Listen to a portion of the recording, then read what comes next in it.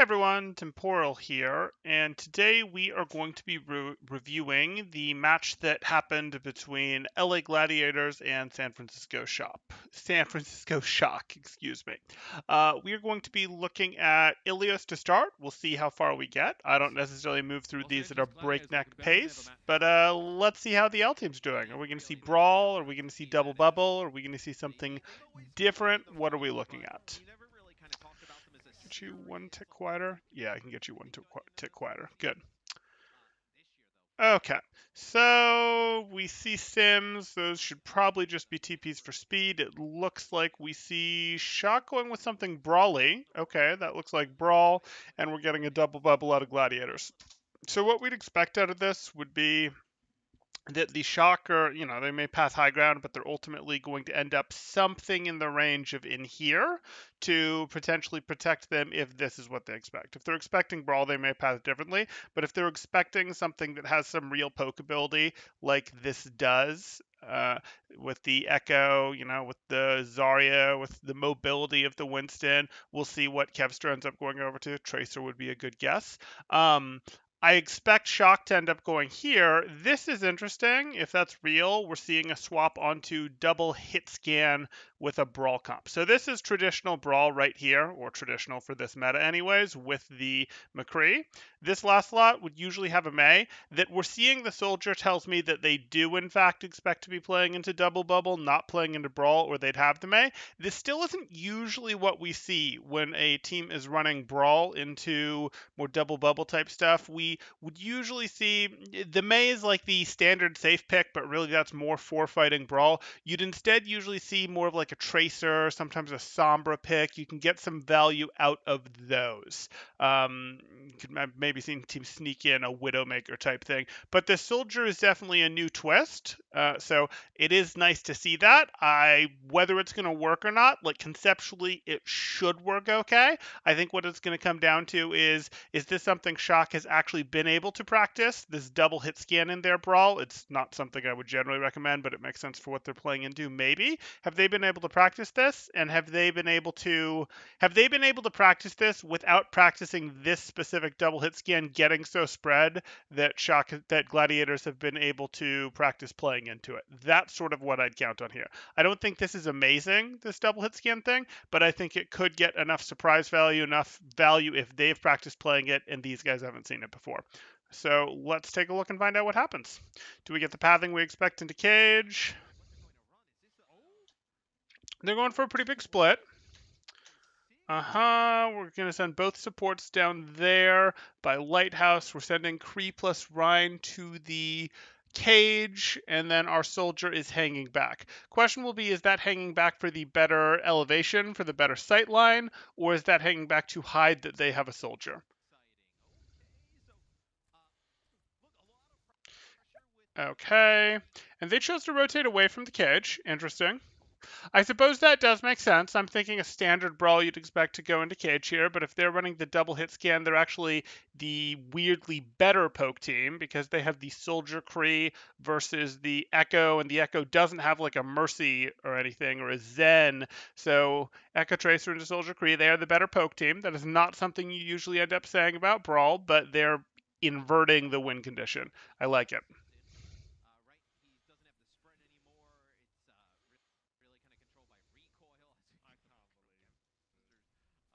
They're commenting on the Kevster doesn't have a face thing that they just go with there. That's kind of funny. Okay, so they've set themselves up. They've gone with this high ground here. They're playing for this. Only Monkey and Echo are going to have reasonable access to them. This is going to be pretty tough to beat. If they did want to beat it, it would just be about playing. It's not going to be that tough to beat. Like, I don't want to be crazy about this. If they did want to beat this, it would be about abusing the fact that, hey, these guys still do need to split, do need to play for angles, and if they're splitting and playing for angles up here, you can send a bubbled monkey plus a packed echo at the target and overwhelm the target pretty consistently. And then your team just plays for cover while that's happening, making sure to stay out of range of the brawl. And then you wait for the next cooldown cycle and you do the same thing to the other one. Like there's definitely very real win conditions for gladiators here. Very real win conditions for gladiators here, though, ultimately the core can catch the other core. They do have Lucio on this side. But again, I'm going to suspect that they haven't seen much practice into it. So let's see what happens. Are we going to see just Shock winning the poke war, or are we going to see gladiators correctly responding to it? Where are our gladiators playing from? So there's the Echo. Where's the Winston?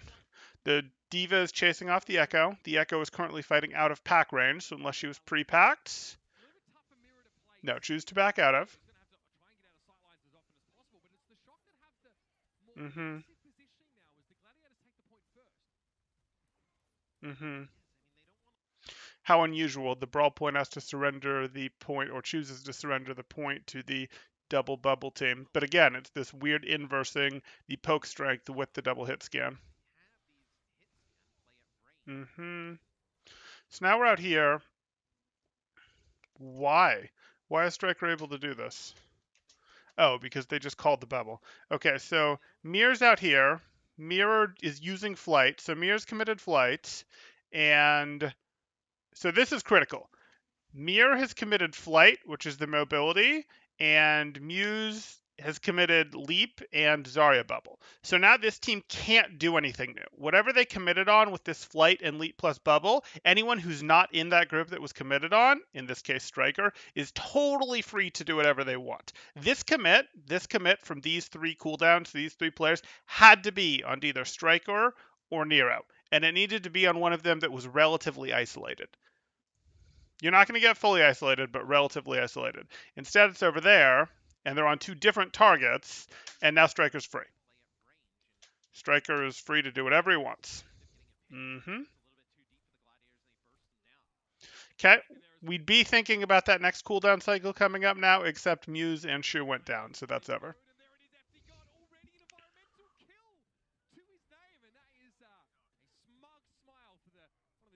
And it looks like the Ana elimination was an environmental by FD God there, so good for him. They took advantage of that terrain, used that in such a way of, hey, if you push us over here, we have the Lucio. You don't have much boop-wise other than that primal. Neo's still playing over here. Neo's playing in this place where I think he's still got his D.Va up there, so he's hard for the Echo and Monkey to push. So really you'd be looking to dive Striker, which might seem backwards, but it is going to be the right answer. Because remember, the flashbang really isn't that big of a deal to the Monkey who gets the double bubble. You can overwhelm the McCree, especially since the McCree is playing low ground. You can overwhelm the McCree with the bubbled Winston, the Echo, Tracer can definitely overwhelm the McCree. And you can catch Striker in places that Nero can't support very well with his own poke. There are ways to do this.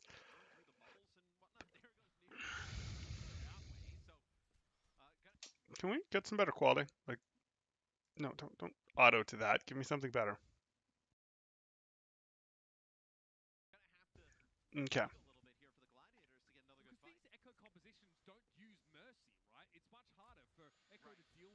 Mm-hmm. I don't think that's what you need to do, Kevster. You don't need to win the battle up there.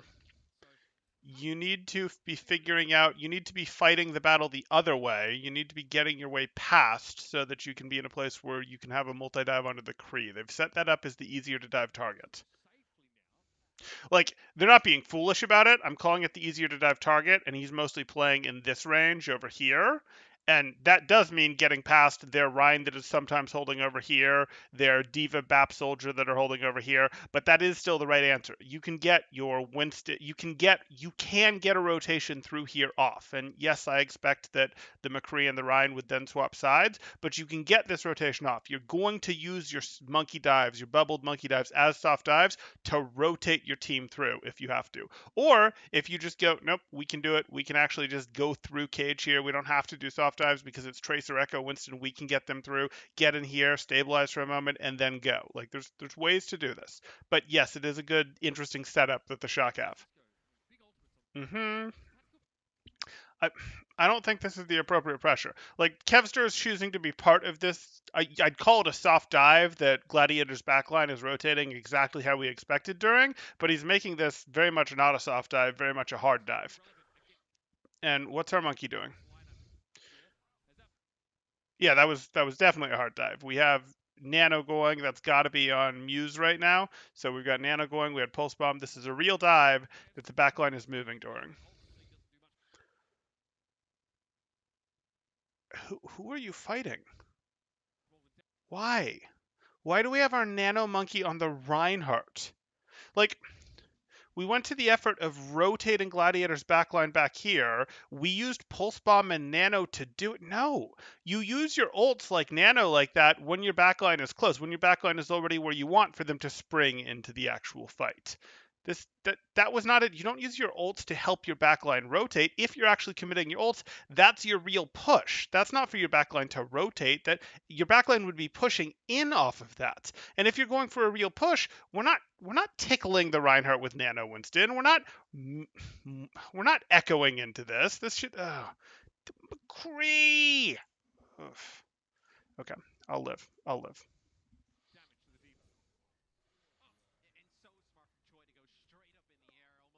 Okay, so you took down Striker, so it could work.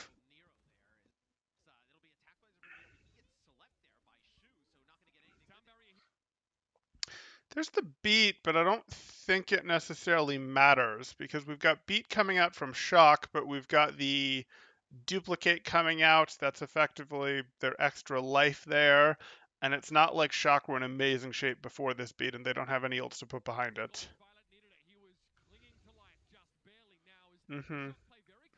Yeah, that's just cleanup. Oh, what a sad little mech throw.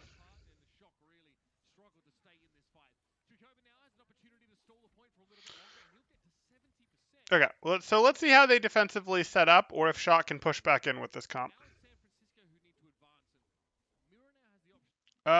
Super's kind of early. Did they just... Okay. Super, you're gonna get chipped down. Glad's has plenty of people, and Shock only has like 3 people. 4 people. Okay. They don't have control. There's your amp. It's not the best control in the world. It's not, in terms of their spread, but it's okay. Okay, it's not the best spread in the world, but if you're using Primal, you can hard push it. I would like you to split them up with this Primal. Send some of their people that are coming back from spawn back towards spawn as your team runs in here. Send some people that were towards the front towards your team. Split them appropriately. No. No. Okay, so this is effectively soft. We've used a Primal. Oh, no, did pick up the Violet elimination, so you can make that real. They weren't going to be able to push into that much harder, was what I was saying. They were exhausted on resources. They couldn't go for more. And they do predictably reset out. They can go for this here. Are they going to let them have that again? I'm a little surprised that they didn't contest the Lighthouse side here a little more seriously. But they got the Striker elimination. I think that is the correct answer, to just go, no, we're going to remove Striker on the low ground every time.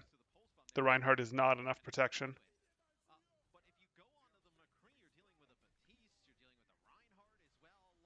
No, you're wrong, Mr. X. The Baptiste is mostly spending his time up top, not protecting the Kree.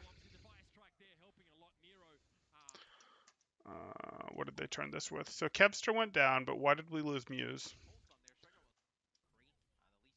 Okay, so that happens. How's Muse doing? Muse is already in bad shape and then gets knocked off the edge. Okay.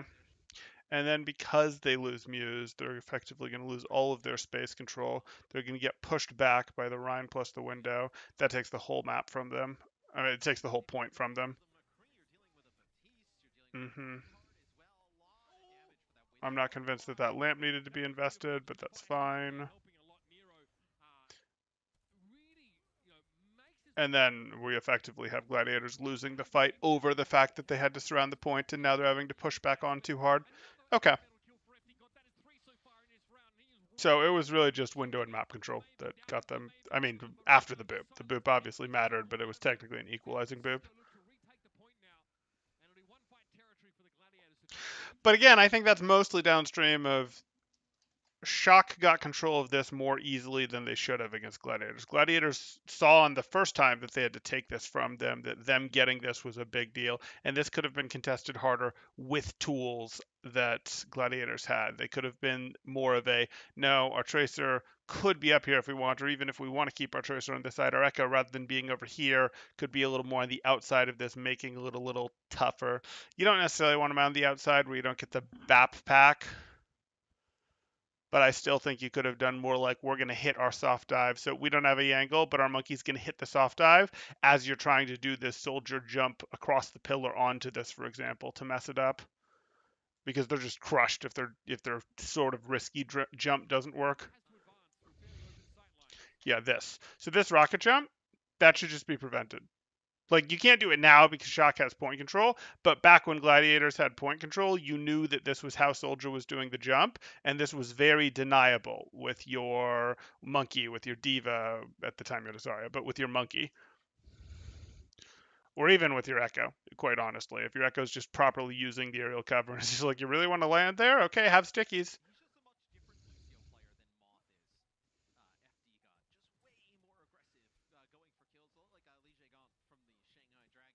Mm-hmm. Mm-hmm.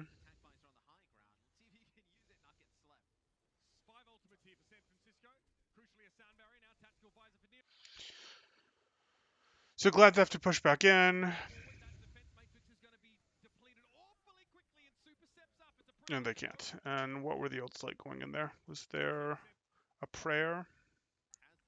So here we are. Glads just don't have any ults to pour into this. They're playing into 5 ults with no ults. Okay, yeah. Pre-gun conclusion.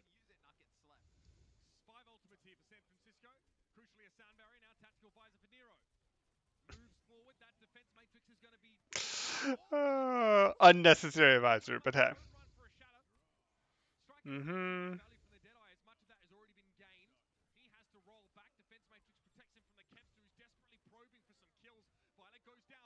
Okay, so that worked. We saw that the double hit scan brawl worked. Again, I don't necessarily think that's a strong comp. I think this was more a case of it was something that Shock had a plan around how to play, surrounding, hey, we're going to play the Lighthouse side here. We know what we're going to do here. Gladiators did eventually solve it, but it perhaps took them a bit too long to solve it, and then they didn't, and then they failed to prevent the retake. Then that was kind of a positioning mistake. So interesting.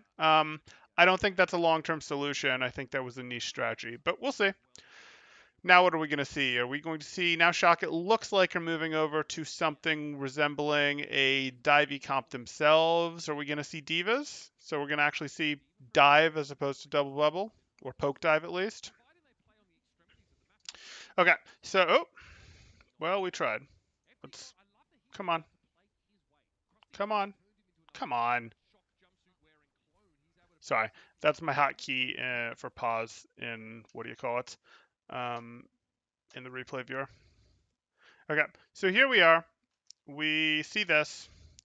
The interesting swaps here, the interesting thing to call out, of course, is that on the Gladiator side, we've gone with our Tracer plus Echo, whereas on the Shock side, we've gone with our Echo plus Ash. So we've gone more poke heavy on the Shock side than we have on the Gladiator side. So what that means is Gladiator's win condition is going to revolve around actually getting something resembling dives off with some combination of these 3, maybe 4 heroes. It might just be, hey, we're good with these 2. We can get everything we need to done with these 2. It might be these 3. It might be these 3, but some combination around that to punish, say, this Ash, for example, is going to be what their win condition is more going to look like. Whereas Shock are just looking to play a longer game. They're going, hey, let's take our angles, let's do our poke work, etc. Let's make sure that our poke heroes are in places where they can have sightlines on each other to protect each other against dives that'll potentially come in on them. And let's look to win this game mostly by either poking out their divers so that they can't do work, or eventually just eliminating this Echo because she's going to have such a rough time winning in the sky, playing into the Ashe plus the Echo plus even a little bit of Deanna there with only a Brig support without Mercy support. So those are really how these two teams are looking to play. This can be a either poke the flankers forever so that they can never stage dive on your pokers, ultimately to get to a place where you can eliminate their Echo. This team is going, hey, we're actually going to set up dives. Both teams have the Brigs to make rotating their backline a little freer.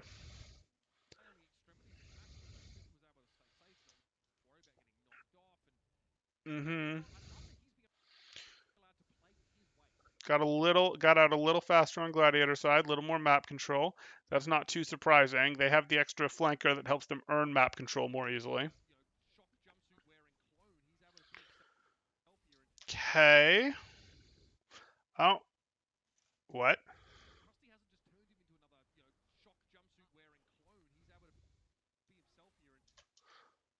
What do you see that is getting your bubble out so quick? Like, yes, there's a Brig there, and yes, if she knows her job, is gonna whip shot you away, but like, it wasn't time to use this bubble yet. That's sloppy. Well, that whip shot actually came out pretty fast. Maybe you did need to do that.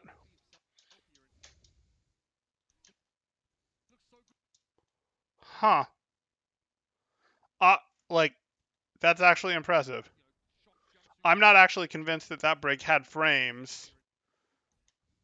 No, it's Winston's wider hitbox. Like, Winston can't see Brig, but Brig over there, FD God is targeting just the right sliver of Muse's hitbox for this whip shot here.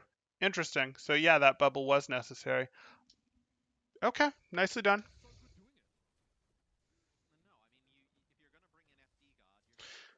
Do you still have a bubble option?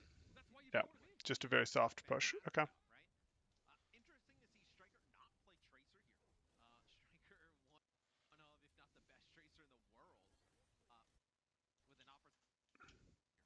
Here we are.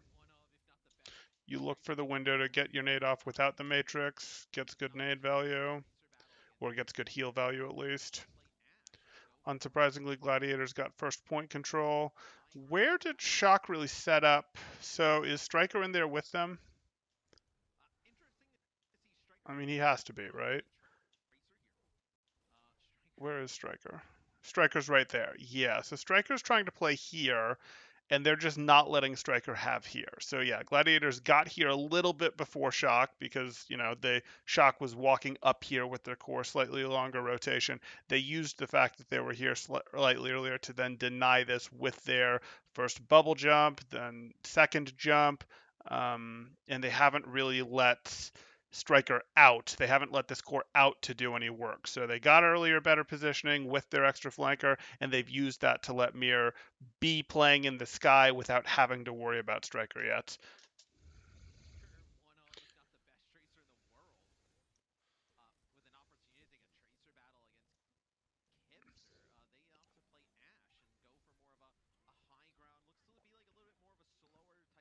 And it does more than just that, because like if FD God can't get outside to have easy packs on Narrow, that does help.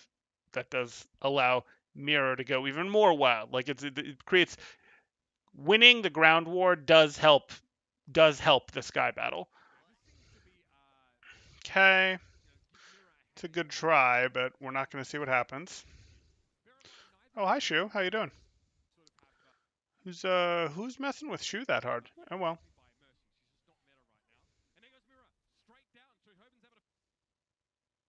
Okay. Did we see what happened? Don't really know where that happened. I think it was over to the right there, but okay. Yeah, it would have had to have been, huh? Mm-hmm. That's a nano. That should be enough. Yep. Wasn't really room to knock him back because he kept the corner behind him, so there was no distance. That was actually good micro.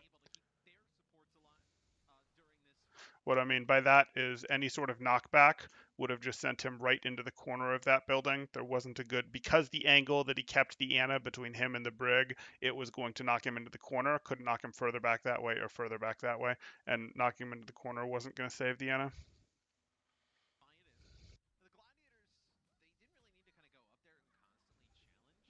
Mm-hmm. Okay, so Shaka flipped it. They flipped it off of getting the elimination by their diva on Nero. Nero had maybe gone too aggressive based on the diva's positioning. Or by too aggressive, I mean aggression that wasn't synced well enough.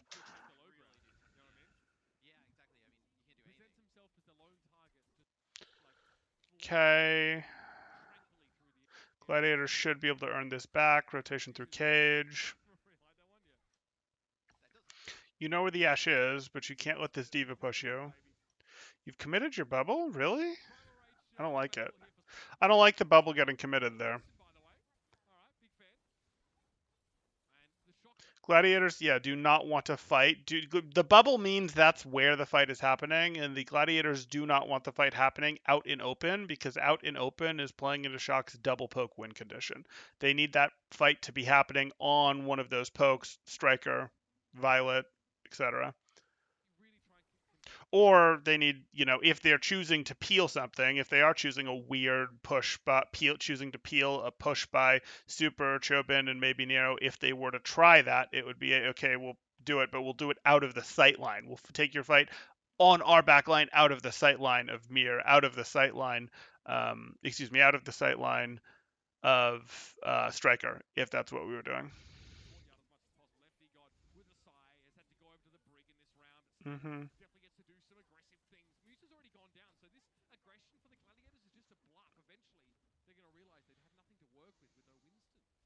Right.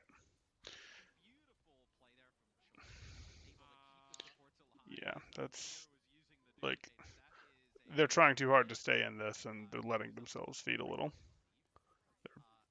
They're staggering.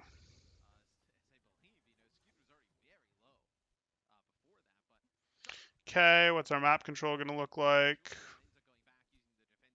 Fine. It's low ground for their Ana, but she didn't have time to set high. They're making sure to deny the platform. They have their own platform. Ash is on mid-high ground. Did they? So Super got slept, but I'm not sure I care. And they chose to pressure point. Diva can anchor this for ages. It's not a big deal. It's not amazing.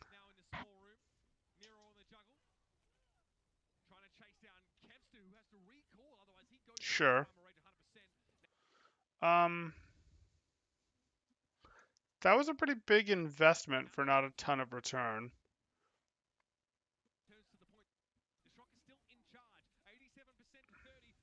Okay. Why did that flip? We didn't see enough of why this got to that level of tick earlier, but now this is just a self-destruct, and this is really a remech self-destruct, and the remech self-destruct is enough to flip the point. Interesting. And then they turn it off that.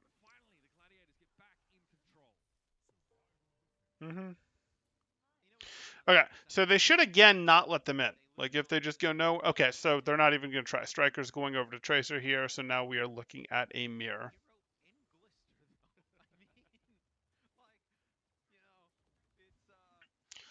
Not in love with the positioning from our gladiators.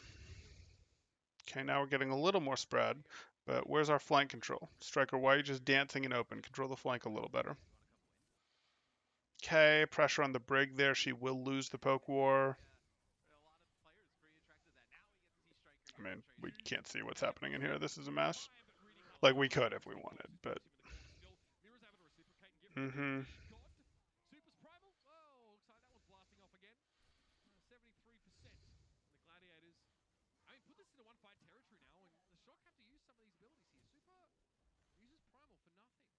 We've got Nano on Shock side. We've got Primal and Self-Destruct and Pulse Bomb on Glad side.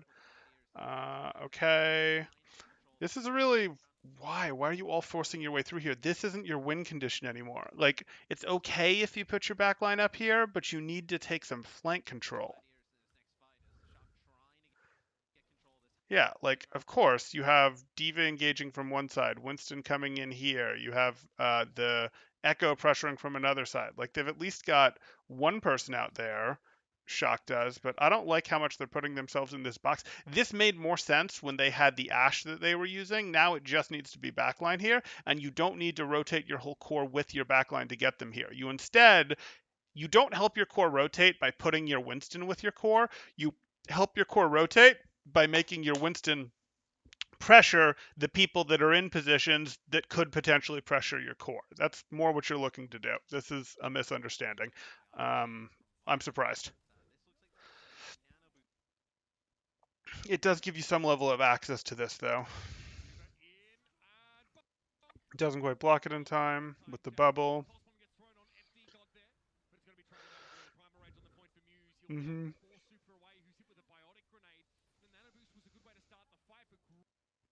they did go up,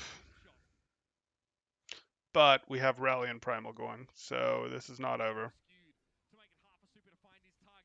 Yeah. Yeah, there we go. I don't think that was a great initiation from Shock, but Gladiators still had more ults to just be like, even though we went down one, we'll turn it. Okay.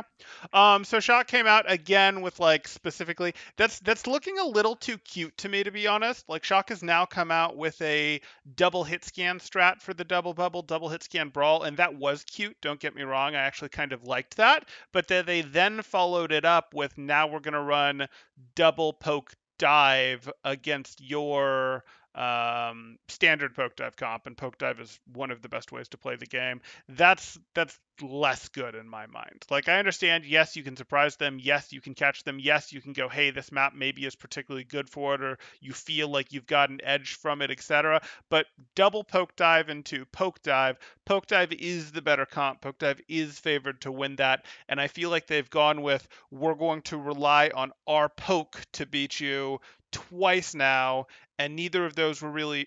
The first one was a winning strategy because it's like we're going to catch you off guard, and the second time maybe was counting on that same we're going to catch you off guard aspect, and it's just it it makes me worry a little about either their depth.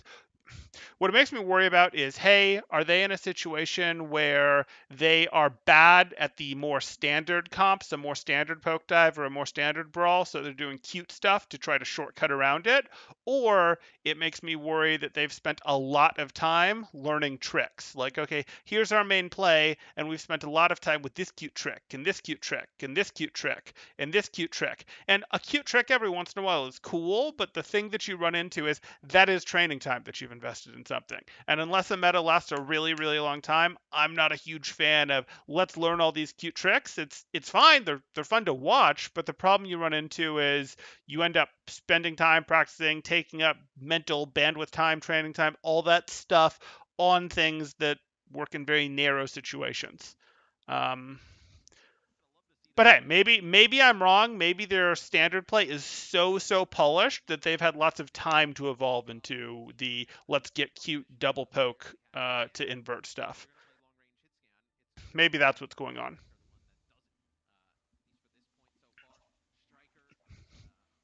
hmm Okay, so now we have the McCree. Is this going to be a real brawl? Probably not. The May's not going to be amazing here. Okay. Okay. I don't think this is going to work again. Gladiators was not lost against this. You got one off of them, but Gladiators was not lost against this in any way. So, what part of the map are you going to go control? Because I don't think you have as good a map. I think the other map was better for this too. You had the good place you could hide your soldier. You could put your soldier diva BAP that was hard to access. Whereas I think that group is going to be more accessible now. Are you going to split differently? You're playing for off angles, which is fine. And now you're putting your more resources into protecting your McCree. Okay. This is more McCree protection than last time. And Soldier's going to play the other side. So again, I'm still expecting a double bubble jump, a Winston plus bubble plus tracer, a Winston plus bubble plus, or even just Winston plus bubble to put pressure while Los Angeles Gladiators core gets closer, while Kevster stages better, while Mir stages better, and then we'd expect the second cycle to be the hard push on one of these hit scan. That's what we'd look for. There's one. Okay, that's fine. He should still be able to get out. No, it's fine. Did he not have a good escape route? So let's see this. I mean, he did jump well. The soldier had a sight line on him. We probably do need some pressure from Kevster or from Mir here on this soldier to make this a more reasonable jump, because that is a pretty long jump through the open. And he's going to use both bubbles here, but they're both immediately going to get destroyed. And there's nowhere for him to really go. Okay.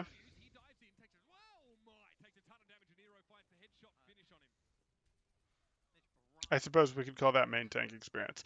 But he didn't really pass as close as he could have. There was room to work his way a little closer, and they are struggling a little bit with, hey, there's a little less high ground wise to take advantage of.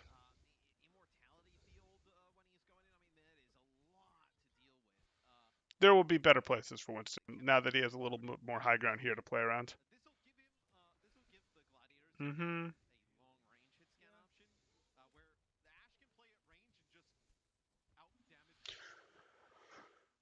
So Gladiators are now choosing to match it with their own double poke. Their comp is strictly better. Well, maybe not strictly better, but better. The Gladiators comp now, they've swapped to for their Tracer and Ash, and that's going to, like, if you look at Poke DPS will tell you that they would much, much rather pair with dive tanks than they would with brawl tanks. So the difference here in Rein versus Winston should pretty heavily favor the Gladiators. That said, this is still double hit scan into an Echo, and that is nice, even if it's Echo Ash. And we do have a D.Va over here in the Zarya. I would expect this Zarya would be preferred to be on a D.Va right now if we were truly playing and enable our poke DPS game.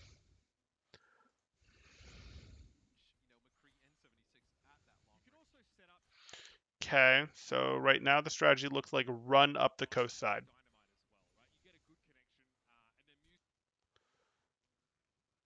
I'm not so sure about the strategy of run up the coast side. Mm-hmm. There's the bubble dive. Uh-huh. I want to see that again. So you went there, you did drop your bubble like that. You did not get great value out of those. And then Echo went with you, so that was supposed to be a hard dive, which makes sense because your backline was in pretty deep, and it does allow for the flip. Okay. And now you have better high ground to work around on this next jump. You'll only have leap. You won't have self bubble, only Zarya bubble for this leap. No, you had self bubble. Good. You delayed it an extra 2 seconds. I would have expected a little bit more of like okay, let's use this high ground, let's use this high ground, let's use the high ground back there for that jump, which is why I was expecting it to come in a second or two earlier.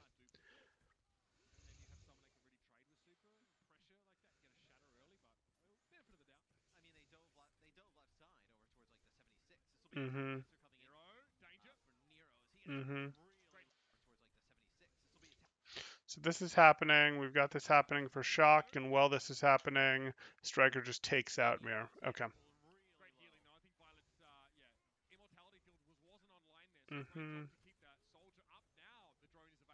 No shift yet. Okay, I used the beat because we were worried about our BAP. Mm-hmm.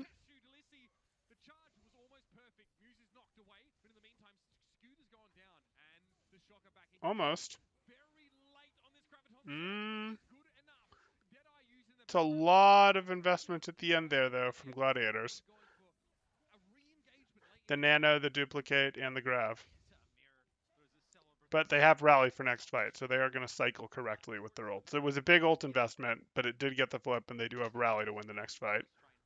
And it's not like Shock of anything meaningful to play with. Like Self-Destruct is a good ult, but Rally.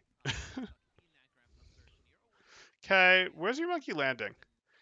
Did you get knocked, or is that where you wanted to land?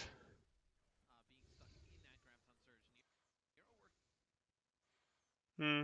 World may never know.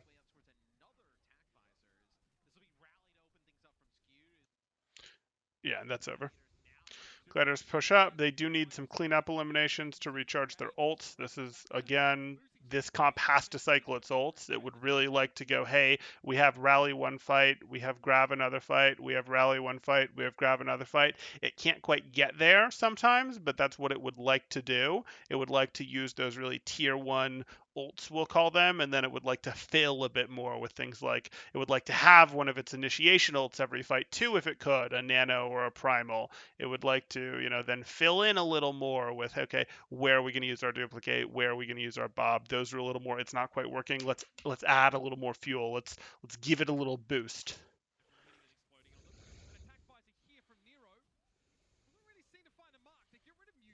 Mm-hmm.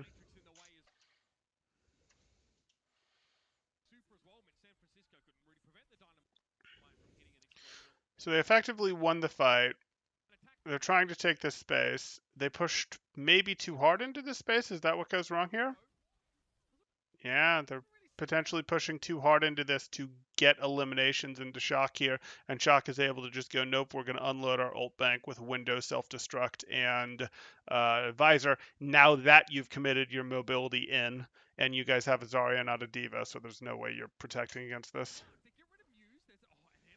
Okay. That was a good absorption of the aggression and recognizing that even down a person, they could pop 3 ults and turn it and go back in. They were actually down closer to 2 people, but one of them was, seconds from being back. Okay, good turn.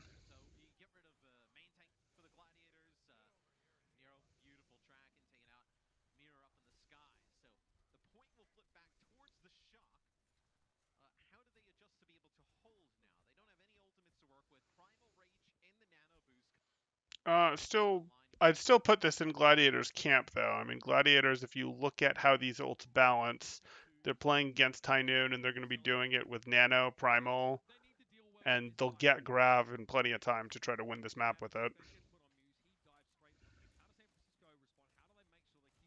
Earn your space. Earn your space. Earn your space, Gladiators. That I'm not convinced your backline is going to be close enough for this. Like it'll work.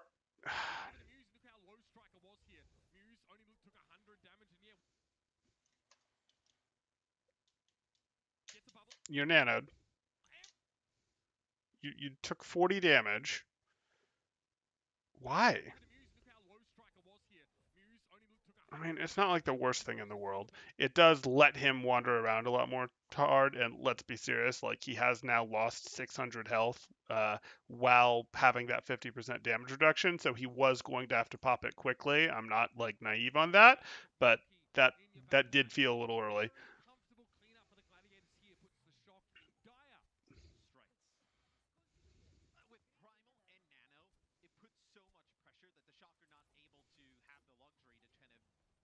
Hmm.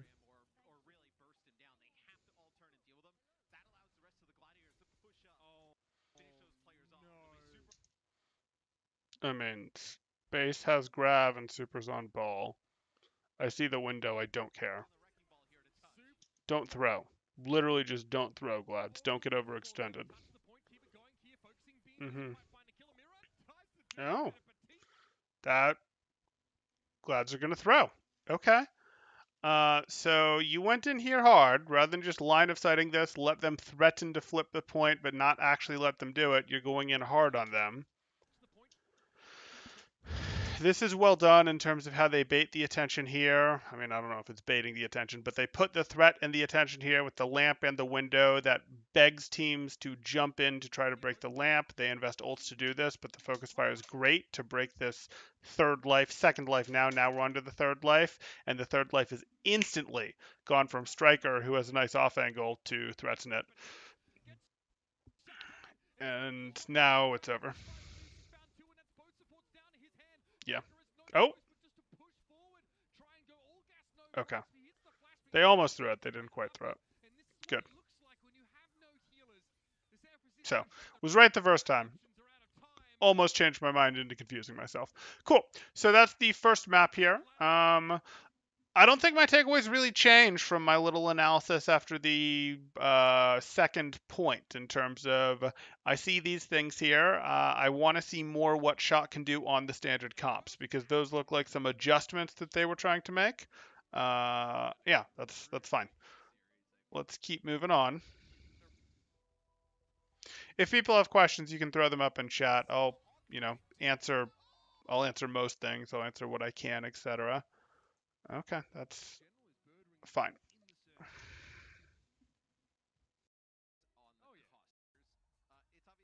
Oh, we're on to Eichenwald.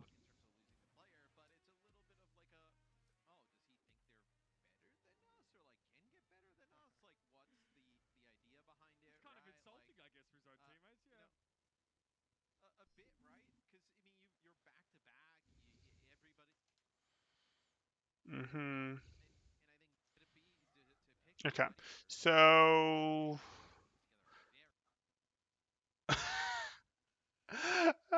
Gladiators, a little bit of trolling the audience by showing the comp that Shock had just run to be like, now this is the meta. This is the new meta that we've been hiding from you. It's not. Okay. Glad swap back onto a standard Brawl comp. And our Shock just going to play Brawl against them here on Eichenwald? It would be reasonable. I mean, you can certainly play dive stuff, poke dive stuff, double bubble stuff on first and second. Third kind of demands Brawl currently, but you could also try to play Brawl all the way through. It's going to be a bit tough on second, but it's doable. Okay, so we're running standard Brawl on both sides. Which is fine. Even in Korea, you'll see a lot of Brawl mirrors on maps like this one.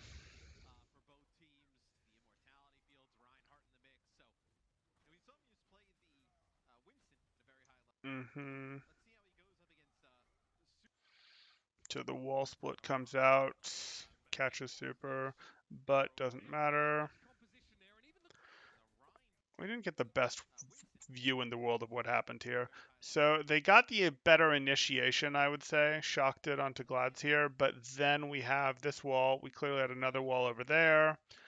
Whose lamp comes out first? Shock's lamp comes out first.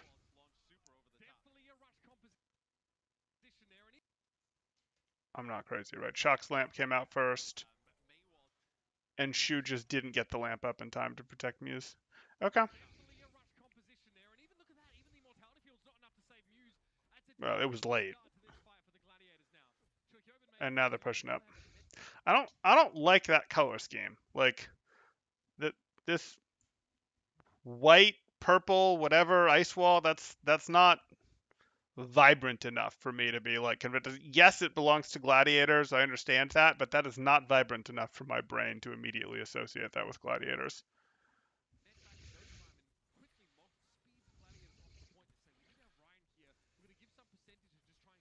Mm-hmm. Are you guys actually going to control corners? Super? Super? Why? Why were you so far back? Okay. I mean, obviously, Shot got the better wall here.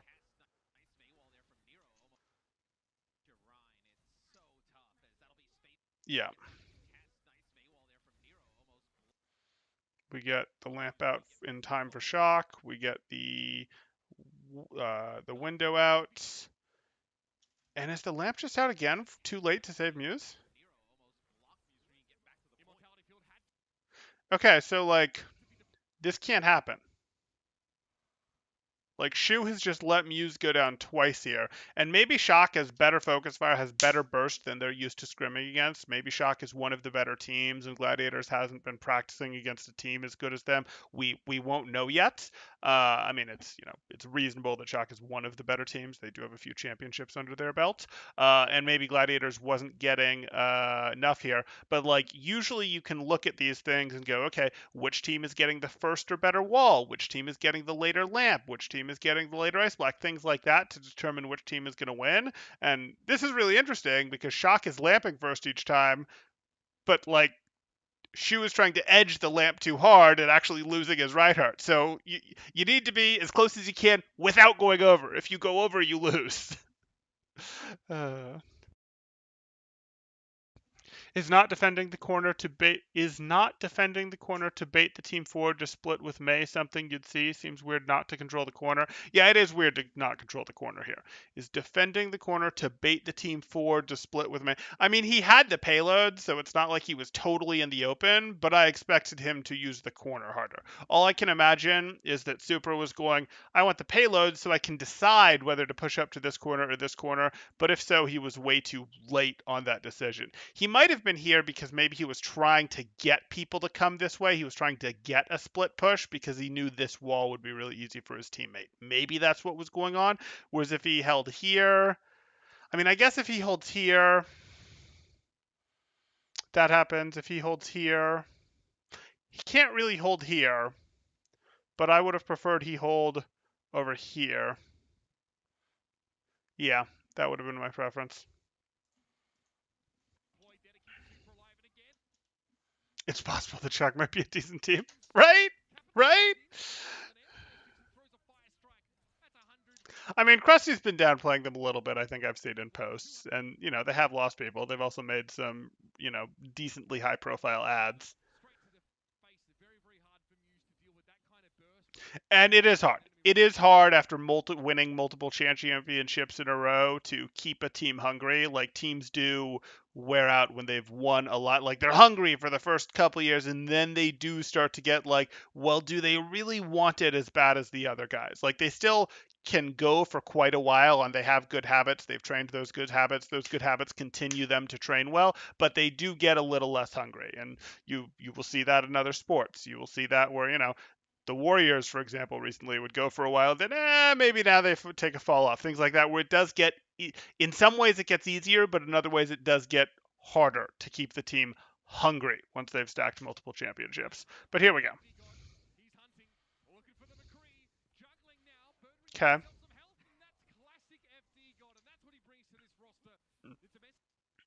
Well, that was messy. Let's take a look.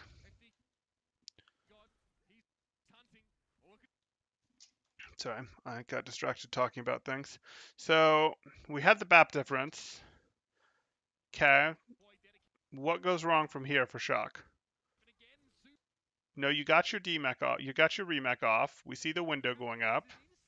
You should not lose super with your windows up.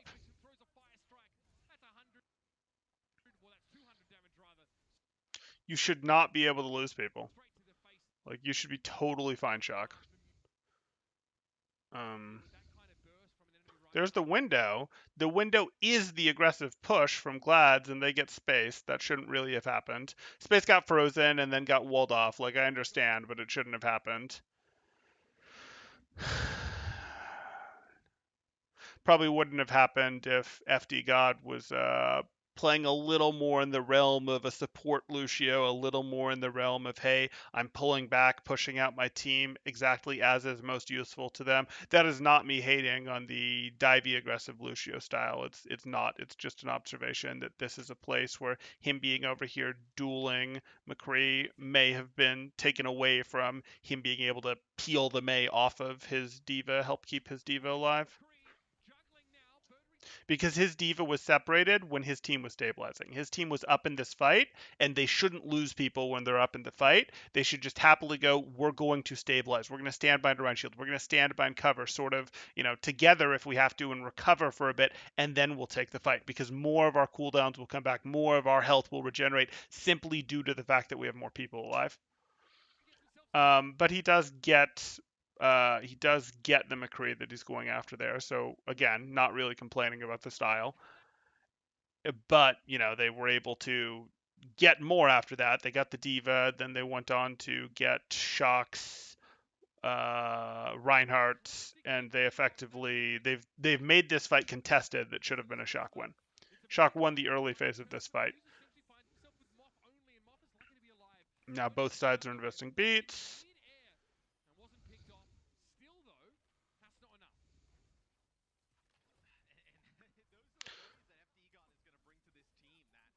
Mm-hmm. And ultimately, Shock wins the point. But that's not the clean win you would have expected for a whoops, the lamp was too late and we got your Rhine.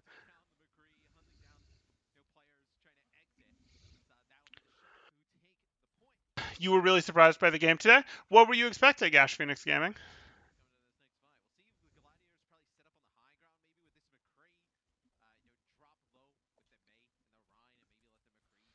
Okay, we are looking at mirror comps. We see that we have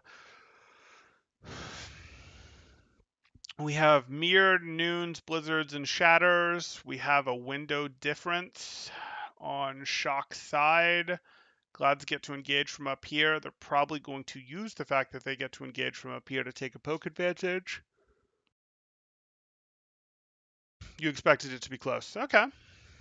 Well, so far the Glads won the first map, and, Shocker doing this. I didn't see how it ended. I saw a scoreline earlier in it, but I didn't see how it ended, so. Let's take a look here. Why are you dropping so early?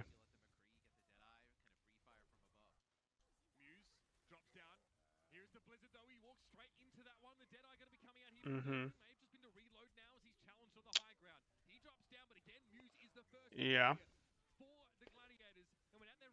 Yeah. Blizzard is a good ultimate, and Gladiators didn't use their superior positioning for poke advantage to get ahead in the fight. They just immediately YOLO'd off the high ground. I mean, they didn't all YOLO off their high ground, but their Reinhardt YOLO'd off the high ground before they'd worked up an advantage.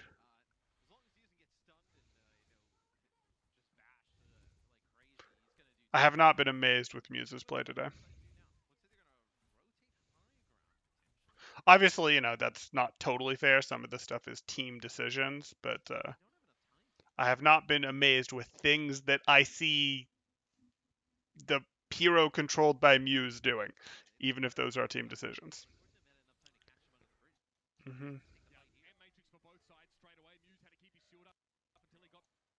Okay, we have the matrix, the windows on both sides.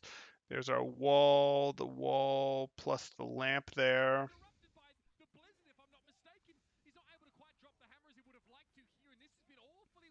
And Shock just run that over. I mean, we can talk more about the why. Let's get into this. So here we are. Shock are doing this. Shock don't have any sort of flank control or anything as best we can tell from here. Oh, is that someone over there? No. So there goes up the Matrix. Matrix on both sides, but the first wall comes out for Shock, and the first wall usually is going to be the better wall. The first wall that gets even average value, 6 out of 10, 7 out of 10 value is fine. You do not need a 10 out of 10 wall. I would rather have the first 6 out of 10 wall than the second 9 out of 10 wall in this matchup. And the shatter goes off but gets blocked. The wall was destroyed, but the wall has done its job in terms of, taking away their matrix, etc.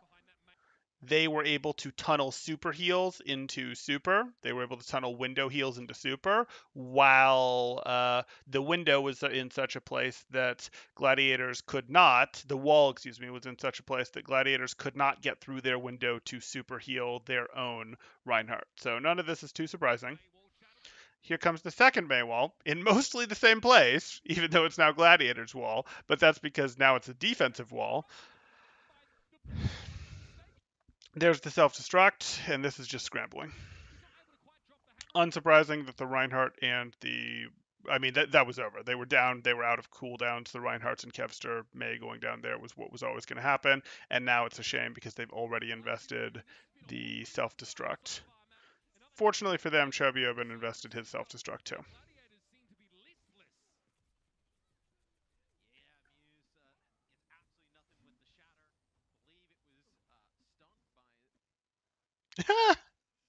Temporal, my guy, it's my girlfriend's birthday and you are my gifter. Well, I don't know that I can be gifted, but you can watch my content. If she wants to watch my content, that's awesome. If you guys are doing some temporal and chill or whatever the case may be, or if you're buying her a session, that's cool too. That's a great idea. You should definitely buy your girlfriend a coaching session.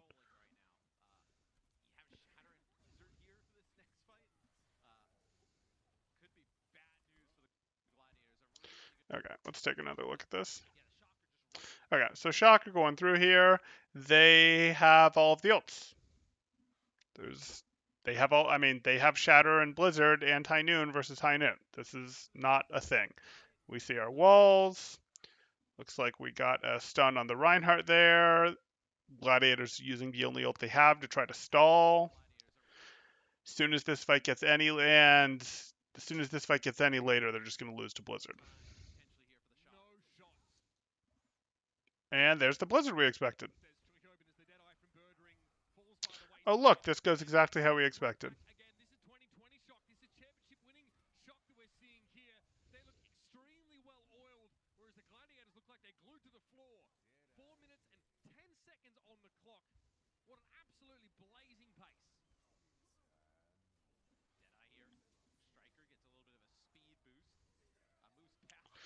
Okay, and this is just going to be a roll. 4 minutes? Ooh, 4 minutes. They get a second attack with as much time as they had for their first attack. Obviously, time won't get added at the checkpoints, but that is one-sided. That is a stomp.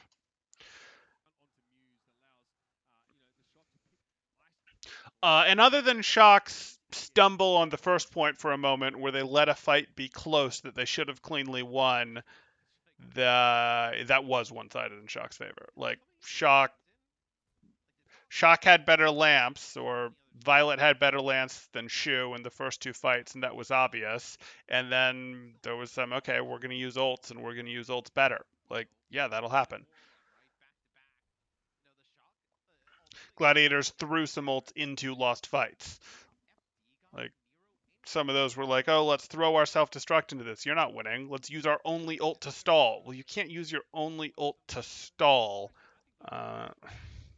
with the High Noon on third there. You had to do something a little more aggressive with that off angle, etc. Okay, so let's see if Gladiators can staple something together for their offense here.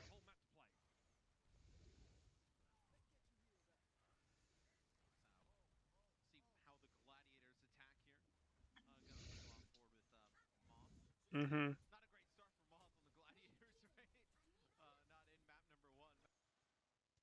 First wall comes out for Shock. Are you actually pushing off of it? That wasn't a very aggressive push for that wall.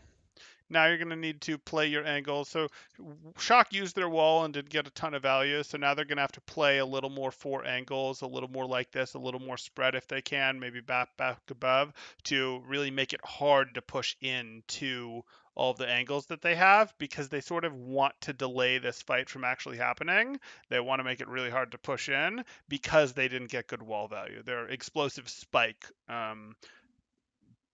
didn't get a lamp out of the other team, didn't get the wall out of the other team, those things.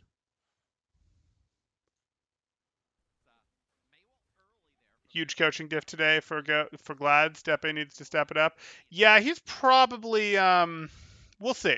We'll see. If he doesn't have a good year, I'd wonder about that one, because he's been there for a while and he's had some good rosters. So, you know, that's he's had some good rosters, and he's had some good assistant coaches as well at times. I'm not saying he always has, but he has. So if that's not working, you got to start looking up at the culture or the management. Or you just got to say, oh, well, we can't do it like this. We have to, do more, whatever. But it's probably going to be it's time to look for a change there if this isn't a good season. But this could be a good season. I mean, he's had plenty of acceptable seasons, but I think given the investment, given how, I know the baseball world pretty well, I've dipped my toe in some of the other worlds, like given how that usually looks in terms of what management might expect, management isn't going to change itself out, for example, that would be a place that I would be concerned about if you're a big Depe fan. That is not me using insider knowledge. Well, the insider knowledge I have is that some of his assistant coaches were very good. That was the only bit of insider knowledge I really gave you there.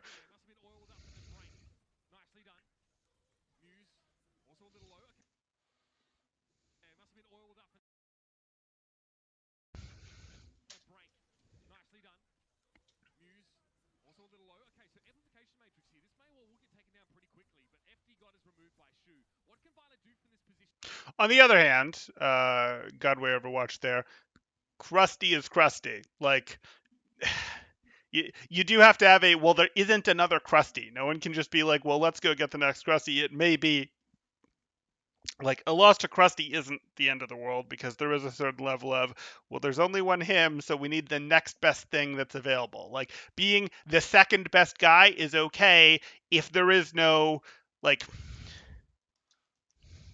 if the best coach is here and the second best coach is here and the third best coach is here and the fourth best coach is here in terms of value, like this is a very big gap, and I'm not saying that that's where it is anymore. This is a very big gap, and you can keep trying, but like the reality is at some point you might just get to a, okay, well, we can keep trying, we can keep trying to cycle pieces in here, but it may just be a case of there's only one of these, at least for now.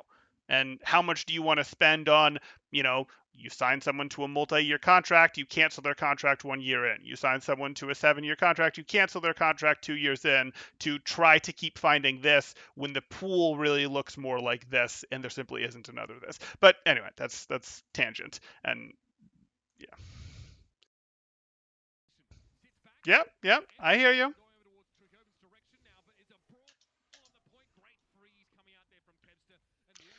Okay, so they got the win, and I was distracted talking about coaches. So let's go back here and watch this. My apologies, guys.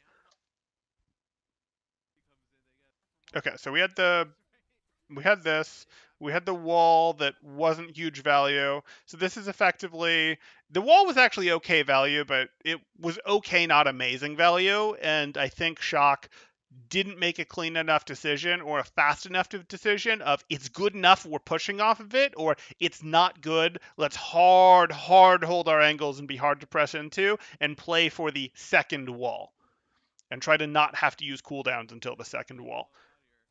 They kind of split the difference here, and this means, you see how they're playing too tight? They're playing too tight, which makes them more wall vulnerable, which makes them easier actually in general to push into. For, like, they like sort of started, sort of spread, and they clumped up a little bit. And clumping up naturally happens when you push forward at the enemy. So they like sort of did a little bit of that and then changed their mind and backed up, but they forgot to unclump when they backed up here.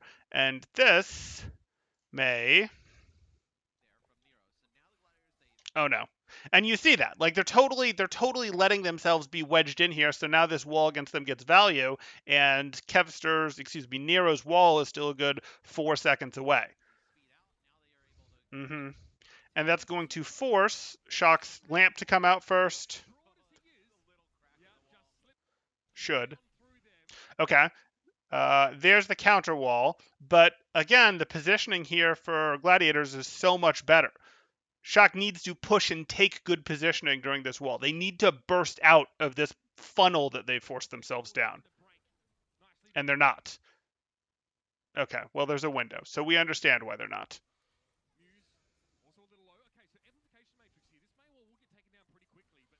They're using their own to try to push out with that, but it's just too late. Yeah, so that mostly comes down to, hey, it was an okay, maybe a slightly worse than okay wall, that they just weren't on the same page fast enough what they were doing about. And you guys can see remember, Shock won like basically every fight on their attack round, and they made a small mistake here with their wall, not with the wall itself, but with their reaction to the wall, with not being on the same page enough, and it looks like that was enough to make the fight go the other way. I'd argue they made a mistake after that with letting themselves be funneled, but that's more debatable. There was some things that, uh, contributed to that, like the window.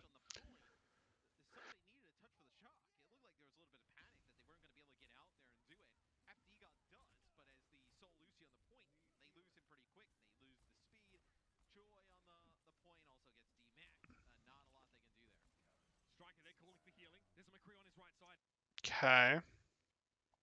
Deadeye's on both sides. Striker gets it off.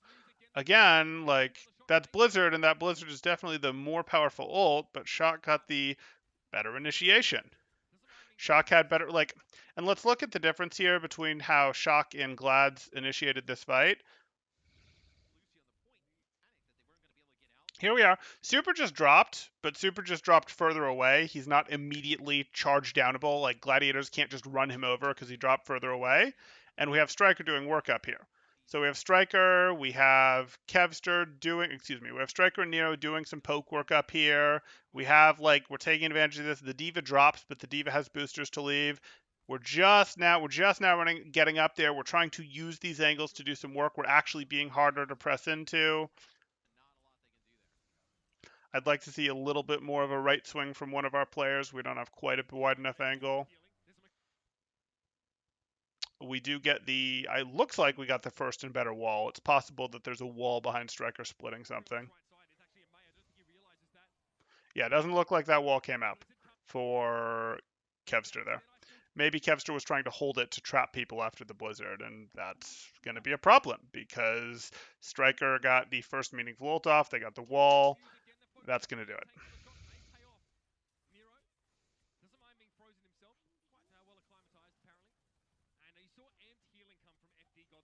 Mm-hmm.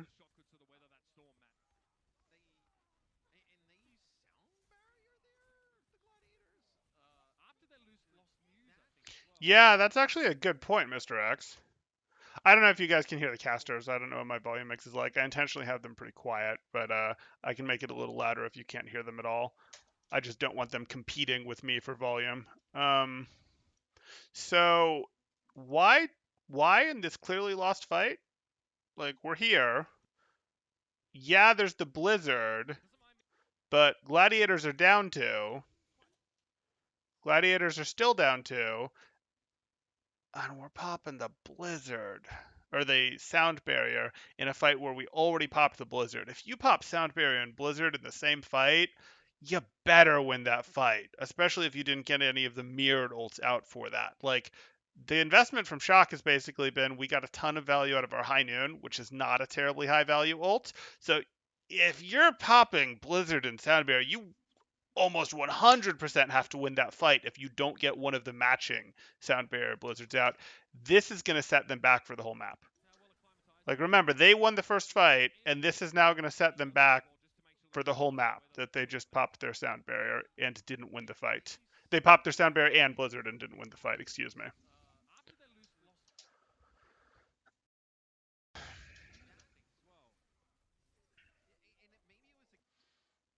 Okay. Shatter, Sound Barrier to save against the window there. Hey, Fapper. Okay, so that helps. That definitely helps Gladiator's cause. They went for this. They do get a wall, and that wall is effectively means Super's gone. Unless the lamp comes out perfectly, and it's probably... Okay, so sometimes you get lucky and get away with that. You're walled, and everyone wants to push into you while you're walled, so you get the shatter. Sometimes. They tried to break through the wall, and they did break through the wall and beat, and that was not enough to save Super. It's just too much aggression because they have their window, and that's just a lot.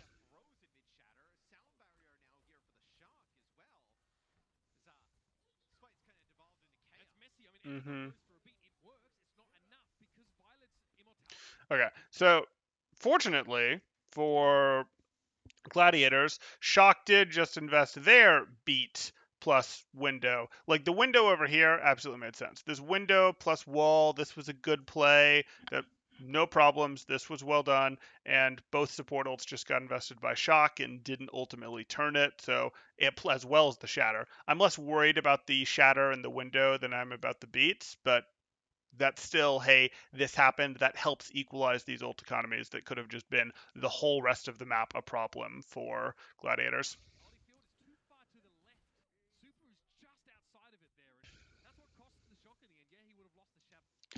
Is Glad trying Titan style? Every fight is winnable. You gotta be in the tier for that to work. Like, you have to be in the same tier as your opponent for that to work, is the thing. It's gotta be close, and you have to have really strong neutral play. Because your ult play becomes an enhancement of your neutral play. And if you don't have really strong neutral play, that's a rough play style to do.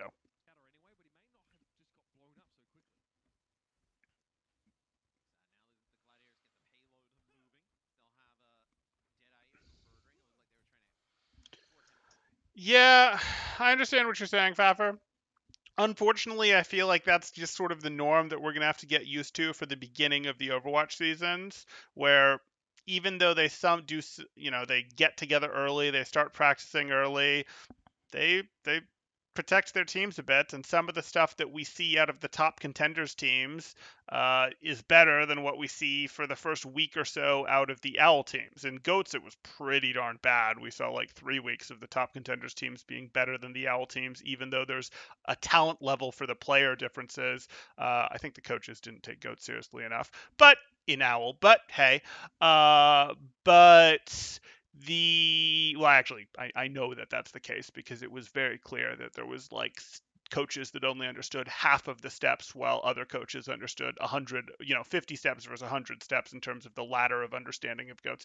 But we're probably going to see that again. It's probably going to fade a little faster though than it has in some other things. Like the coaching is getting better, the players are getting better. This should get to a point pretty quickly, and we do want to remember comparing the best contenders teams to them isn't necessarily fair when the rest of the contenders teams it's definitely not true for.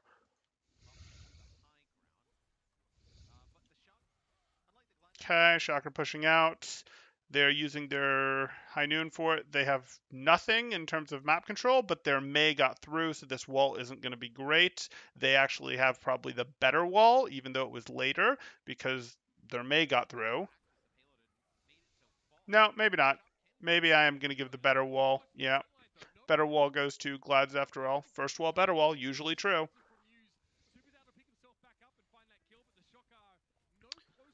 And then, good chatter from Muse there.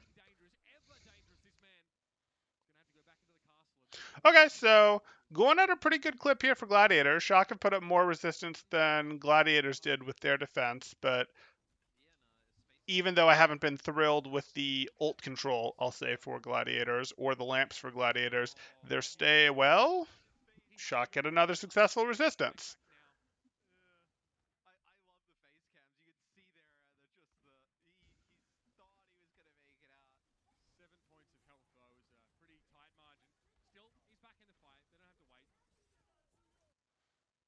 Okay, window from that. I want Super to push through that. Why? Why are you doing this to me? If you're going to do this window is fine with me. This window is totally fine with me. But you need to immediately throw a fire strike through this window, and then your tank walks past this window so that he gets the stupid amount of BAP heals that come through it. He does not let himself get stuck on this side of the window where he doesn't get the heals, especially when the window is right here. The window can be right in front of your tank to start as he throws a fire strike through, right as the window spawns. Then he has to step in front of it so that other tanks can't force the fight to be on this side of the window where, they don't take extra damage, your tank doesn't get extra heals. Like, come on, Super, push forward. This is too late already. Like, it's been a second, and that's already way too long.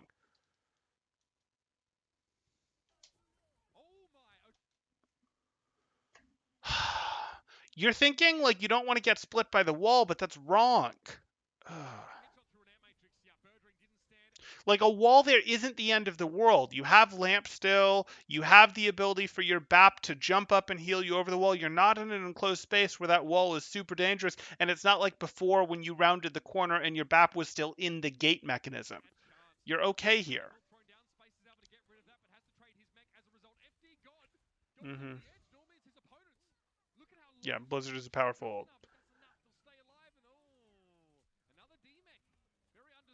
Yeah, I mean, trying to advance into the window, and Shock was willing to invest Blizzard. It's not surprising that they won this fight. Yes, I know Kevster Blizzard too, but like this, they didn't have good angles. Gladiators didn't have angles because this is a terrifyingly hard choke to approach if you don't come from the other direction, and it's a long enough sight line that window is quite powerful on it. It's a long sight line without an easy way to go for cover, to break up the sight line, to go, hey, I'm going to stop in the cubby. I'm going to stop in the library. I'm going to stop here. The window is very good defensively. There. Was there misplay from space with the DMAC? I can check. Well, I can check depending on what they showed me.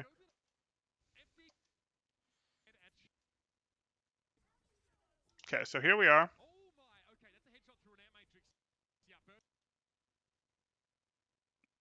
Probably not. Where's Moth? Show me where Moth is. Show me where Moth is. Show me where Moth is. What? What?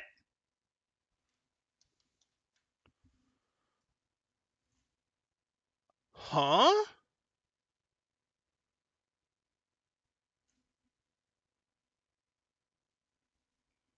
Was he dueling FD God? Is there something in the feed that I'm going to see that tells me what Moth is doing?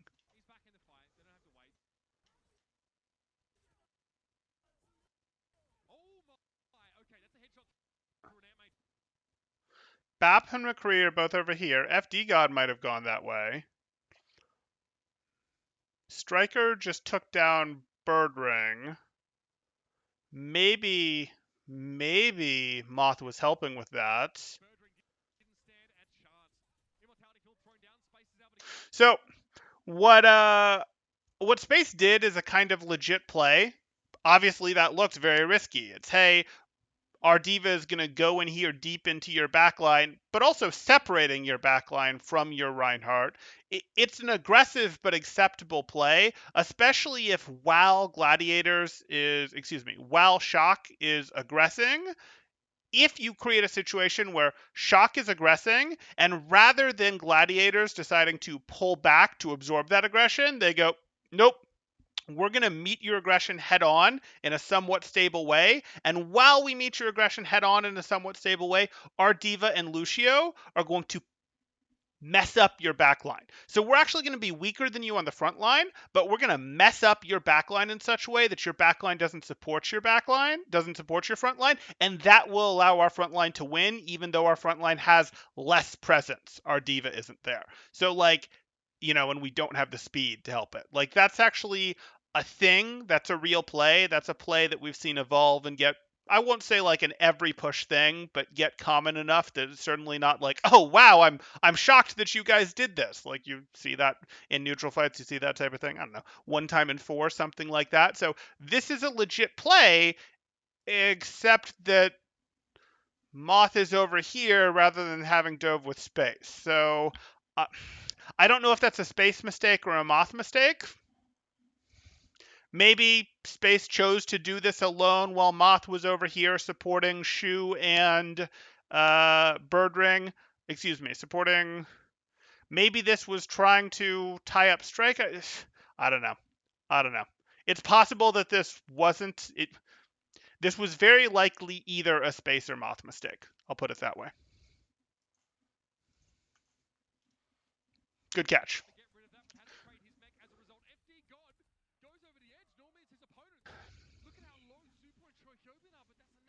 Right, right. Your Glad's backline. If you get your D.Va and Lucio doing that, your McCree and Bap get to do a lot of work, etc. They're not being bothered by the other, poke from the other McCree or whatever the case may be.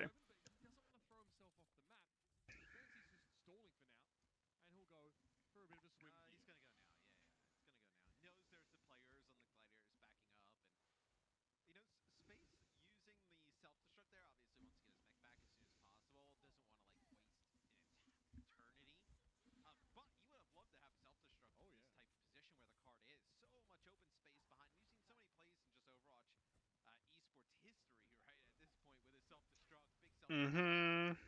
To go for that.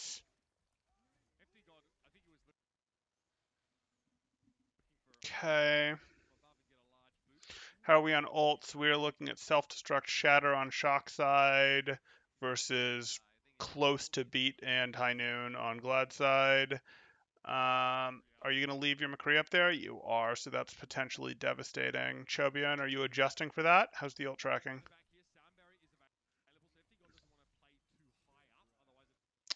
Just answering with our, or not even answering with our own, opening with our own. Similar to the window, not quite as strong, but similar to the window in terms of the value of this play here.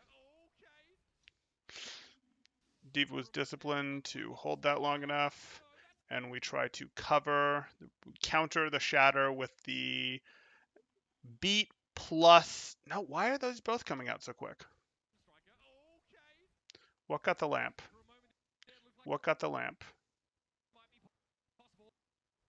The shatter effectively got the lamp.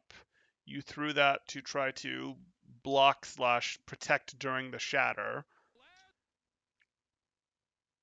And immediately beat as well. It's a tight window. It's a tight window. At this level of play, not staggering those a second is sort of acceptable because stuff gets burst so fast. But that lamp did still have half of its health. But when the beat actually went off. Like, I'm not saying when he used the beat. I'm saying when the beat actually spread, the lamp had half of its health. And then this could potentially catch some good punish. Yeah, because they were all pushing forward because they'd hit their shatter. They protect from the shatter with the lamp and the beat. I'd have like a little more delay before the beat went off. And then we see this. Try to buy time to protect with the self-destruct. Fine. And ultimately are able to stabilize on Shock's side there. Yeah, I mean, that was reasonable, except that we didn't get enough. So we look at this, we do this, we only get the one elimination here because Shock hasn't really had to spend serious resources yet. The lamp is up, and Glads are not pushing hard enough, getting enough done. They haven't already, like, even though this is a good conceptually of, hey, we're shattered, they're pushing forward into us, let's protect ourselves and High Noon because they'll be pushing into us, they don't have any cover. Nothing cooldown wise had been meaningfully pulled out of Shock yet. Gladiators hadn't brawled at all in this fight yet, so Shock still had plenty of resource, including DM and Lamp, to protect them here. Okay, but now the High Noon will have drawn some resources, and there's the window, and there's the wall, so now this window could get some real value.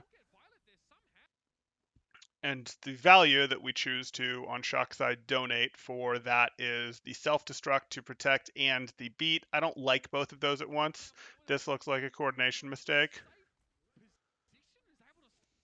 One or the other. You don't need both for this. One or the other. Either one of these protect your attack. I would rather go, we beat, and then 4, 5, 6 seconds into beat we self-destruct, or we self-destruct and 3 seconds into self-destruct we beat. I would have preferred that. You don't want to stack these, you want to do them one on top of the other, or not one on top of the other. You don't layer them, you stagger them. So one, then the other, one, then the other. With a couple seconds split, depending on which one you used first, you can have longer between beat and self-destruct than self-destruct and beat. And you do that because it gives you more power play time. You don't need this self-destruct isn't really an offensive self-destruct. Like, it's great if it gets eliminations, but the having to run from it, the having to worry about it, the having to defend from it lets Shock push forward hard. That's really what you're getting out of it, and that's very similar to what a beat does. You don't need them both at the same time.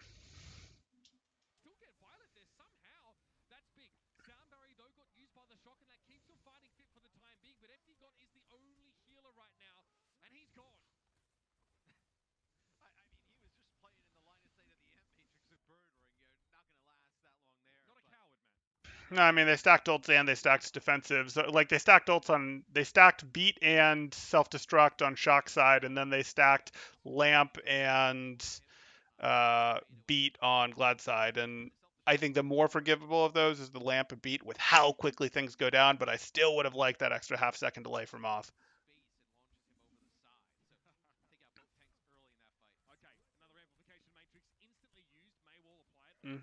But they break through it. They get shattered. They throw a deep lamp to protect it. Oh, excuse me, not a deep lamp. That's a standard lamp to protect it. That's the shatter. Is Muse going to stay up? Is Muse going to stay up? Okay. Yeah. I mean, that was a does Muse live or does Muse not live? And Muse lived, so they won. Okay.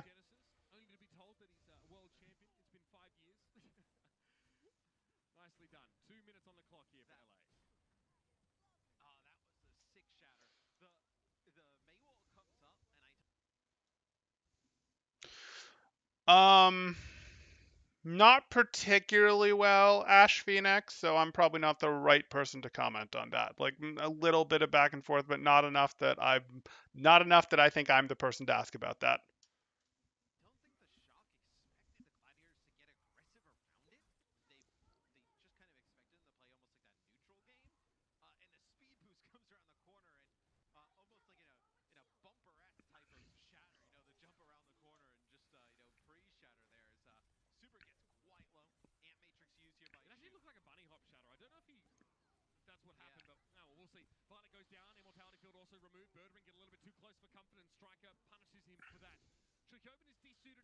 Okay.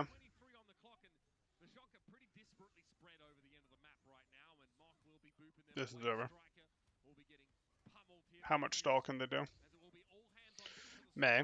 Stall's always a real option with May.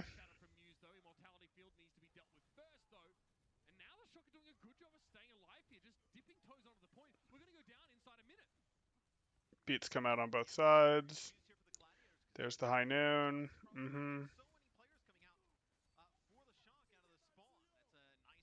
Can you finish it with this window?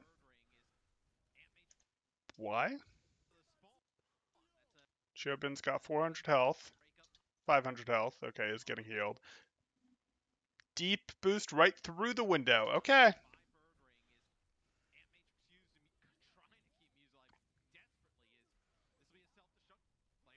You got a remake off? Blizzard cover, Blizzard and wall cover. Okay. This is well coordinated. Wow. Wow. That okay. That turned, and there were some good things that turned there. Chiobin survived that dive through the window, and it might not seem like a long distance, but that's a fairly long distance to charge through a double damage window at a McCree and a BAP. I don't think damage flipped to him fast enough. He used the self-destruct. He didn't get eliminated during his self-destruct. For the second half of that, he had a little help from the wall or the blizzard. Yeah, good coordination. I'm sure the comms were wild, but they were good wild. And I don't mean wild like totally uncontrolled. I just mean, they get hype in those moments.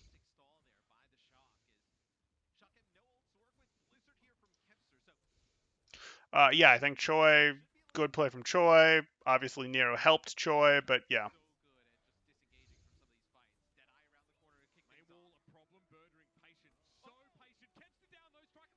Mm-hmm.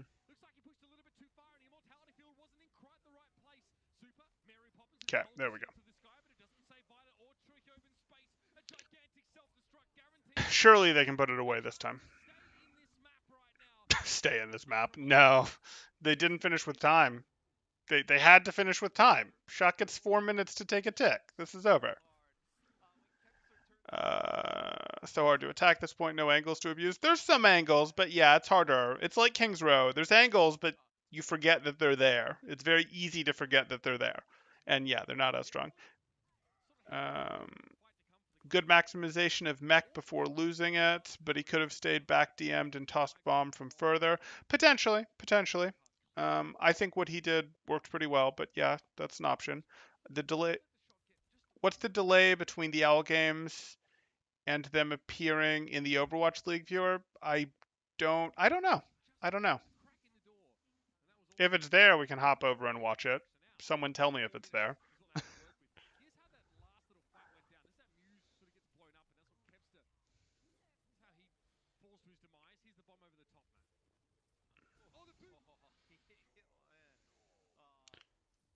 Oh, on second point bridge, no angles hard to attack. Well, you can definitely make angles on second point because castle itself is a second angle. But yeah, I don't see them there. Yeah, that's disappointing. But it's the beginning of the season. It could be new people. It could be a break. It could be something that hasn't been hooked up quite yet and will be faster in the future. I hope it's not a constant wait thing. But I felt like for viewership reasons, it was appropriate for viewership reasons, for hype reason, for when there's going to be the most hunger for Overwatch, for OWL reviews, it made sense to do it tonight immediately as opposed to waiting for the stuff. Even though, yes, I'd have better tools once it's in the replay. Yeah, it would be interesting to revisit once I can see everything. But there's so many games that I don't think from a viewership standpoint. Like it might be interesting, but I don't know from a viewership standpoint. Like there's so many L games that revisit a game that's already been reviewed or go to another one. Is sort of like, but we'll see. They upload after the weekend. I wonder if that's the. I mean, that sort of makes sense. They're monetized on YouTube, whereas they're not going to be monetized in their viewer.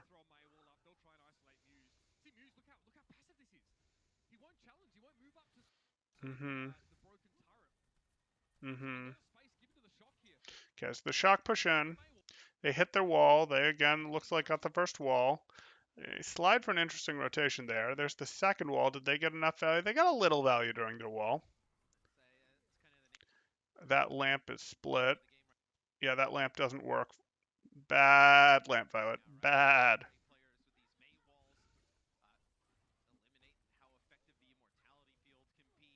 Mhm.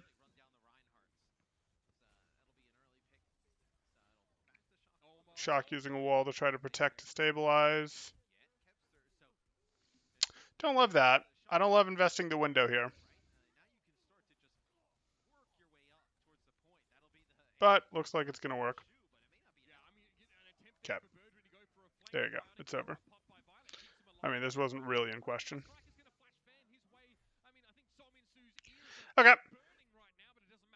So I think what we look at here is we definitely saw some sloppy ult usage in terms of investments into fights that probably weren't winnable. We definitely saw some ult usage that I wasn't a fan of. I think it's unquestionable that Shock drove Brawl better. So our earlier question of is Shock coming out with some of these extra poke heavy stuff because some of the more meta stuff they're less comfortable on and they need to throw out tricky stuff? The answer to that, at least for Brawl, looks like no. Whether the answer to that for double bubble, more traditional dive stuff is no, maybe we'll see, but they looked clean enough on their Brawl there. I think there was some indecisive moments, like that wall one, where hey, we hit this wall. Now what do we do? Do we take it or not? Where their decision wasn't strong enough, wasn't fast enough. Maybe that was a leadership breakdown. Maybe that was a too many cooks in the kitchen thing, and then they got themselves forced into a choke there. Um, Gladiators had some more issues. Gladiators were worse in terms of their ult management, though there were issues on that on both sides. They words ult usage. They had that weird space dive that we talked about. They had the support ult plus lamp that weren't spread like at all. Those were like same time they both popped them immediately thing. Um, Neither team is doing amazing. Both teams are doing okay. I give both teams like 6s out of 10s on angle control in their Brawl v Brawl. So, okay, maybe I give Shock a 7 out of 10. But yeah, yeah, there's definitely room for improvement there. Let's see how this goes as we move on, though. And I would actually point out that we were getting no, it's not fair if I don't point out we had lamp issues from Shu, much more so than from Violet. Violet only had the one that was separated by the wall there. Shu was late on multiple lamps, and that really set the pace for the entire first push for Shock. And then we also had better walls over from Nero, better walls, meaningfully better walls from Nero than we did from. Um, than we did over from Kevster. I wasn't thrilled with that play either. I guess I did negative arrows, so I shouldn't have a negative arrow at that. This was weird. This I don't know who to do here because like one of you was on the wrong page. Maybe I should lean towards Moth because I also think Moth's beat was a touch early. Moth's beat was a touch early when the lamp came out too in that situation. But okay.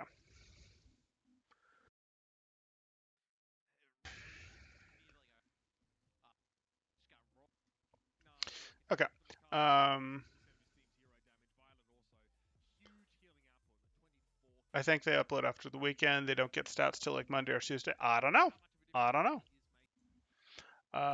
Glad should have pushed their advantage when they could. That, yeah. I don't disagree. No, we don't want a 2-minute break. We want to go to the next map.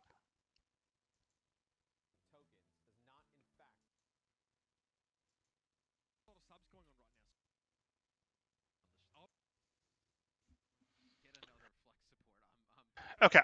Ooh, Gibraltar. That's good because Gibraltar. What are they asking? Can we hog? That was pretty good. Okay, so this is good because this is going to pretty much force double bubble or some sort of dive, and that's going to force Shock to probably play something more meta, and I will be curious if they throw another tricky comp out of this, even if it's just a minor trick to it, or if they're willing to play more standard, quote unquote, because that would tell us a bit about that first map if Shakir feel the need to do something a little weird or wacky. Um, well, they're not playing that comp. I can pretty much guarantee that it's not going to be Roadhog, Zarya, Widow, McCree. Can pretty much guarantee that. Did you see the subs before you watch? Did you see the subs before you watch? Oh, no. Oh, okay. So we have seen some swaps here. Yeah, that's a good point. So tell me if I miss anyone. I see that we've put Smurfin. I see that we've put Skewden. I see that we've put. Okay.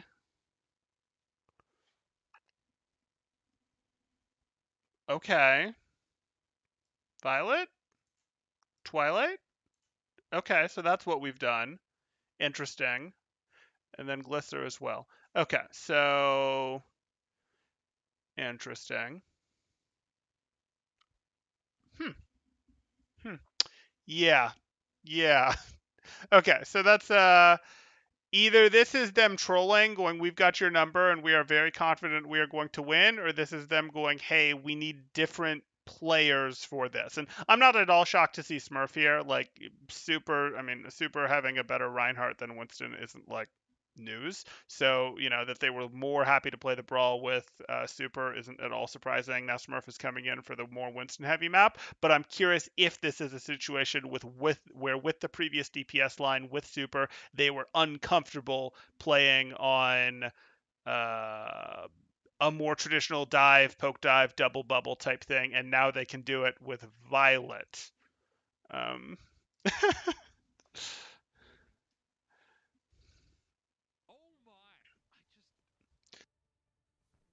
yeah, let's do it.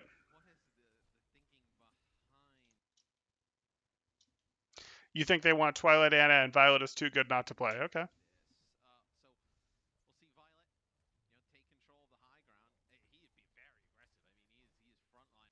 Okay, so this is fine. This is a standard comp from Shock. McCree maybe conceptually wouldn't be amazing in this comp, but McCree becomes fine in this comp in the mirror, which is effectively what they're playing. And when I say the mirror, the core of both of these comps are these four heroes. This right here is the core of Double Bubble, and your DPS have some flexibility between Sombra, between Tracer, between McCree, between Echo, between Ashe, between Hanzo. You have some flexibility in those slots. So here we go.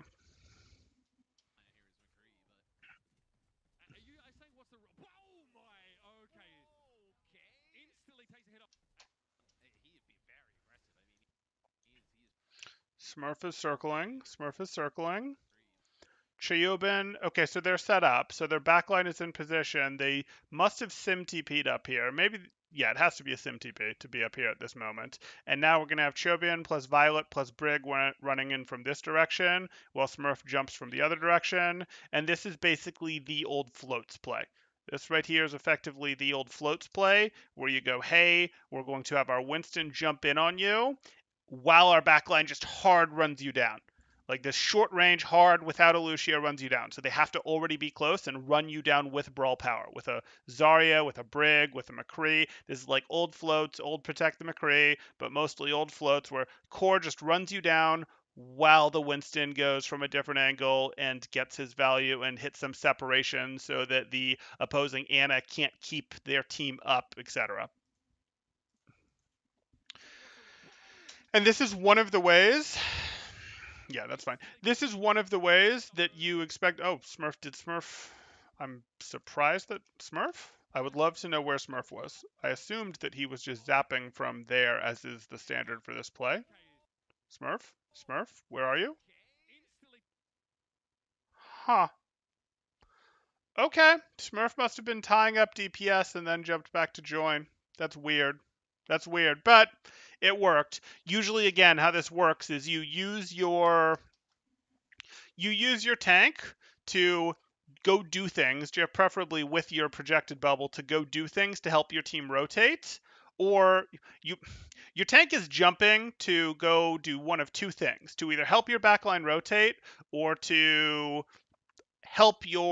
charge ults, because you're going, hey, bubbles are important because bubble jumps are important because otherwise Zarya doesn't get energy, and those bubble jumps also charge both primal and nano, and that's important. So you're frequently doing one of those things. The other thing that you can do is go, hey, I'm jumping to apply pressure that relieves pressure, because I'm applying pressure, relieves pressure on my team, that allows my backline to rotate in closer, as well as allowing my flankers to potentially fight their way in. And my flankers can also go, hey, I'm going to be part of this. Sometimes you'll see a third thing where, like, the Winston is going after someone sort of deep to separate them, like the Ana, from someone that's close that your team can run over. Like, but that's really sort of the same play. Like, we've talked about that. It mostly can fall into those two categories.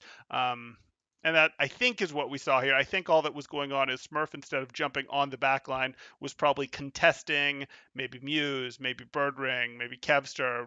Couldn't have been Birdring, but was probably contesting Muse or Kevster while his team did their push. And they, of course, have the stronger Brawl, because their Brawl has a McCree in it, where Gladiators have the Sombra Tracer. So they have better flank control, but they have weaker Brawl from that backline when they actually get into run there. That said, Gladiators are going to have a stronger ult game once they start rotating the ults, because how we talked about, there's sort of two fight-winning ults on this side. We'll call them fight-winning. That's a little bit of an exaggeration. And that these are both really strong ults that you try to build team fight wins around, and then the others you pepper in as necessary. Uh, they get a third one over on Gladiator's side, right? They've got themselves the EMP, which is an ult that's definitely in the same tier, maybe better than some of our other ults that we're considering in that tier. So there we go. Is the bubble too early? Let's take a look.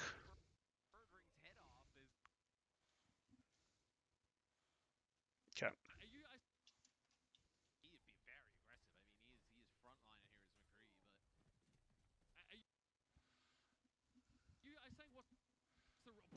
Yeah, touch. It's a touch too early, but it's not wildly too early. He's using it because he wants the energy, and that's not right. But yeah, it's a touch too early. They won that battle though.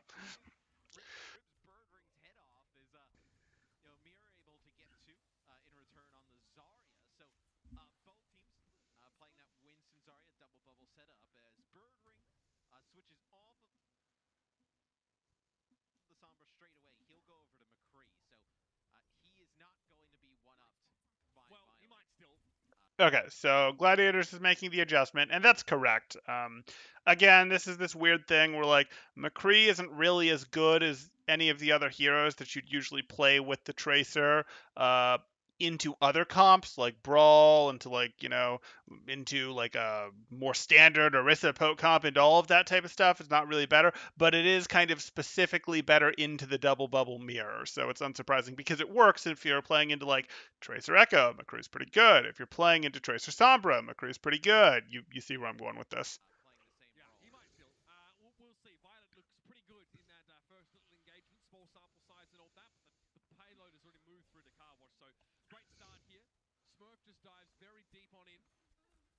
Bye, Mirror. Okay. Did you actually give us a good view of what happened? No.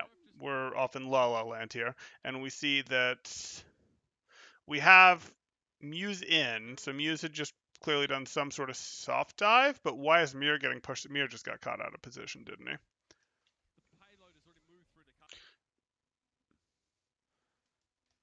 This is still a dive comp. There's a Tracer, there's a Winston, there's the ability to project help to either of those with repair packs. There's the ability to project help with Bubble. Like, it's not a full dive comp, but it has some meaningful dive. Like, out of position, Zarya's, Echoes, not Zarya, Echoes, Zarya's, Divas without boosters, Winston's without leaps, Sigmas. Those things will get dove and punished if you let them get isolated like this.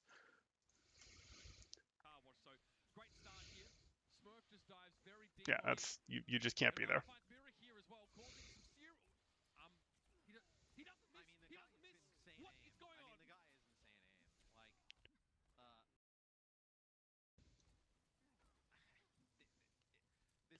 Right, right.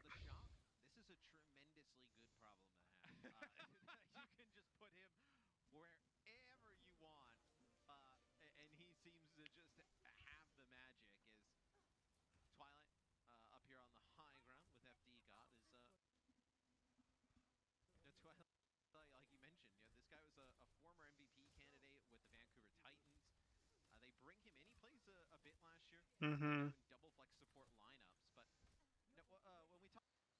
Okay. I don't love that. I don't love that nano. The nano's going to relieve some pressure from them and they're getting pushed, but Glister has no ability to support his Winston's nano dive that is about to go off. Glister has no ability to support this. Glister doesn't really have the ability to protect his backline or to support his nano Winston dive. And obviously the backline can't go help this. In fact, the backline is in some danger itself here. So this looks like maybe a little like a panic ult. But let's see. Maybe they have a plan.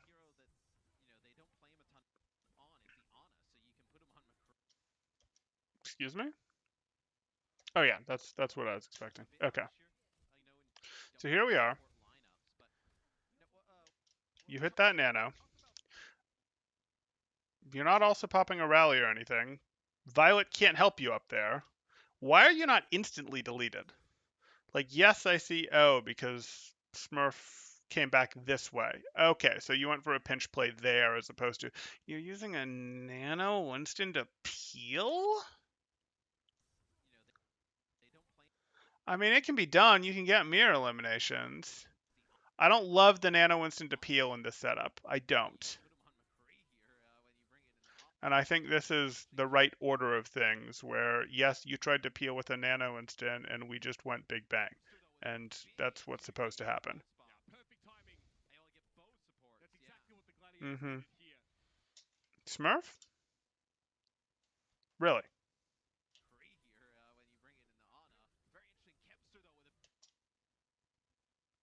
You want to primal into this? Like, yeah, you'll probably get the skewed elimination. And congrats, you got the skewed elimination. You know that Twilight just used Nano on you and then went down. And it would be very helpful to have either Nano or Primal to start your next engagement. And you're going to invest Nano while you're down 3 to try to make it down 2. Not a fan. Not a fan of the sloppy ult use.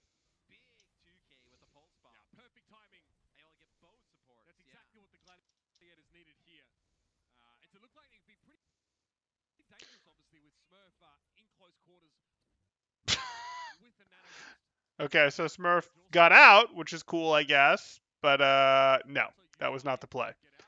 Didn't even get the brick.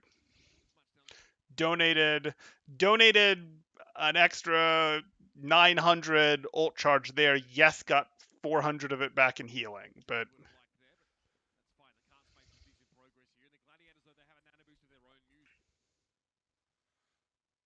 this should be hard to push into. Gladiators should have all of the angles, all of the ults. Rally's very good, but this should be hard to push into. Mm-hmm. The fight is over Mega Room, we know. because the backline doesn't have the mobility of a real dive comp. Violet?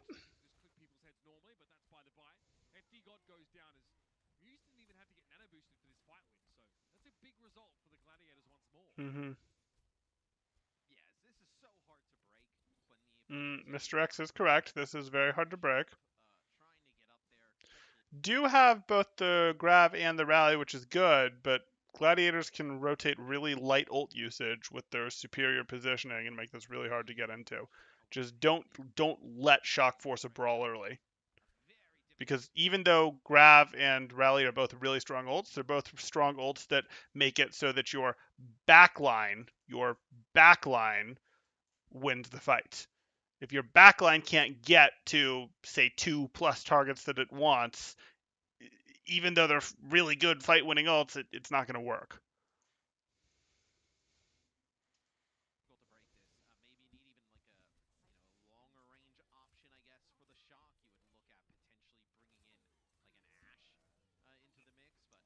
Mm-hmm.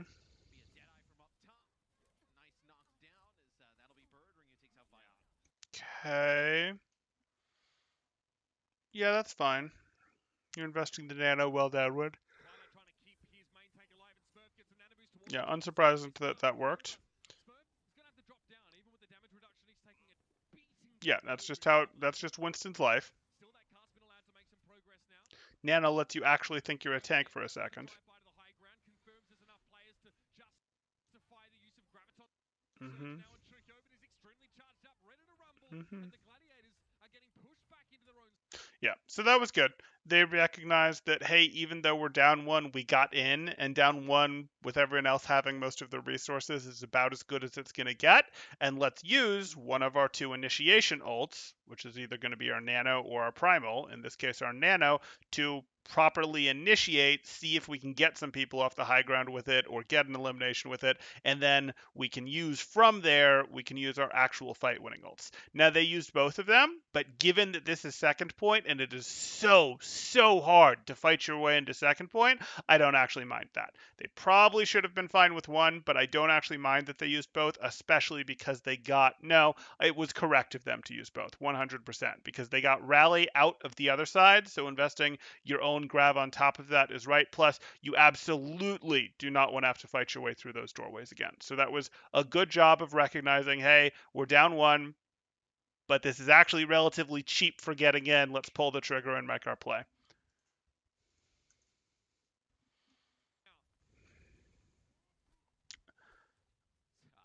Bubble wasn't quite in time to block a boop there, it looks like. You're not locking the door?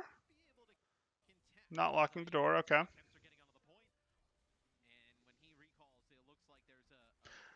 Night, Pfeffer.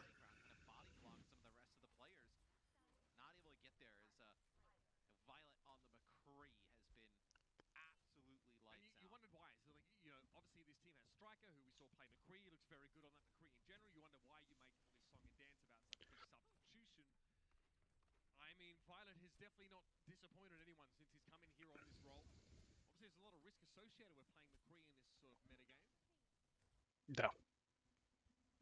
No. Not on this map. I mean, if the other team went sniper, sure, but... Mm-hmm. Baited them in. Ult banks are similar in Gladiator's favor, but similar. Gladiator should have the better surround right now. Yeah, with the McCree over there.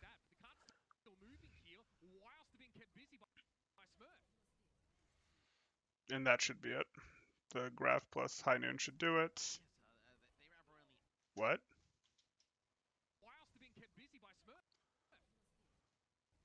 You did use the High Noon with 40% health with a Primaling Winston in your face. Yeah, okay, that's fair.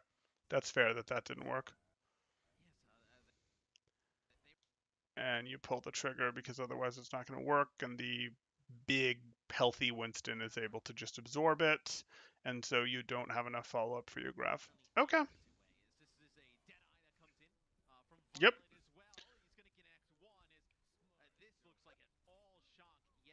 Mm-hmm.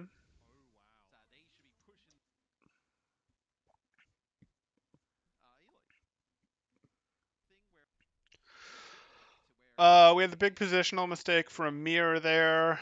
We had, I don't think they pushed out hard enough when they had the good map control for a moment at the end of third there. I don't think they pushed out hard enough. They weren't able to support the McCree. They didn't get out of the closed space to actually take advantage of what should have been a concave for them. Shock, again, we talked about it was going to be hard to get into second.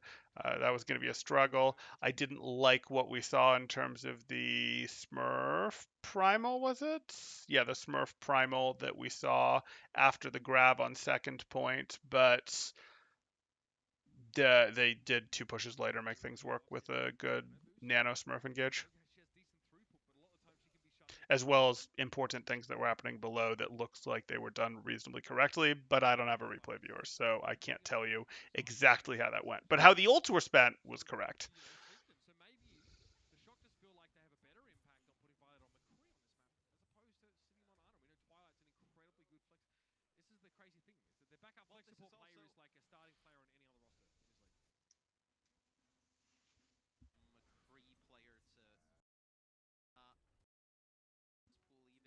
Okay, so we're looking at this. We're looking at the same comp from Shock. They are all going to be grouped up in this room above bridge here. They're not going to take any map control with their Winston or Tracer. Okay.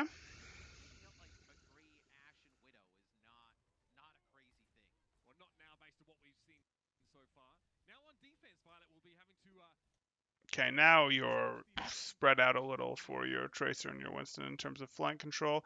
And Gladiators are going to try to march out with this, which I find interesting because this comp shouldn't be a surprise for them from Shock. So, like, this shouldn't be a, oh, it's a surprise that they'd be on this. So, rolling out on the Sombra again suggests to me that maybe this is more of what they've practiced.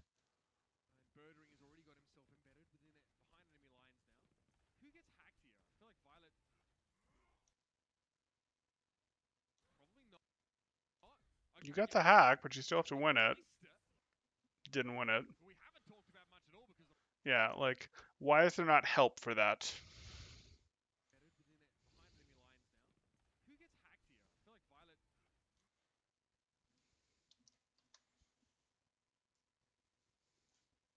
The monkey with the bubble has to go here to distract core. I'm fine with that. If this is happening, though,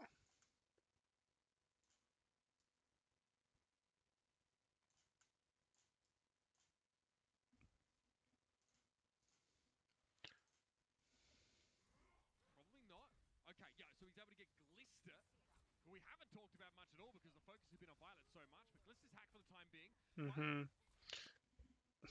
No, Violet, that roll was wrong.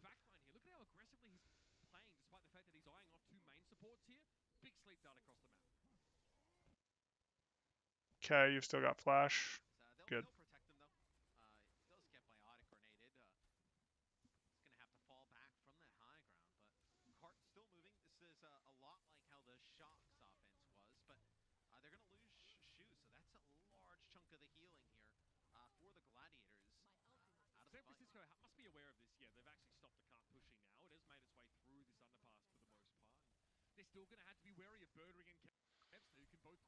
Okay. What are we going to do? Shock have set up adequate map control. They don't have any server control, but Glads won't be getting server control without going through places that they do have control of. Okay.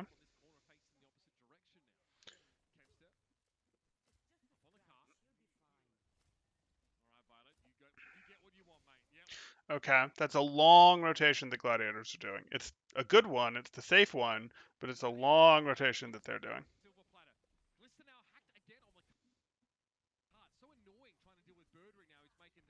Mm-hmm.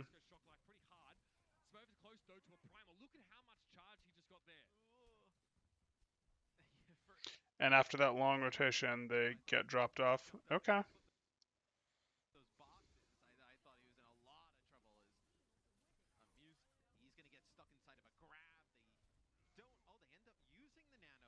Mm-hmm. This is going to be one-sided, isn't it? I mean, Glads have the ults to take it here. They've got EMP, they've got Pulse Bomb, they've got Primal, and they've got Rally. Whereas you've just got Rally and High Noon on the other side. If they're willing to do a long rotation again to actually take that high ground.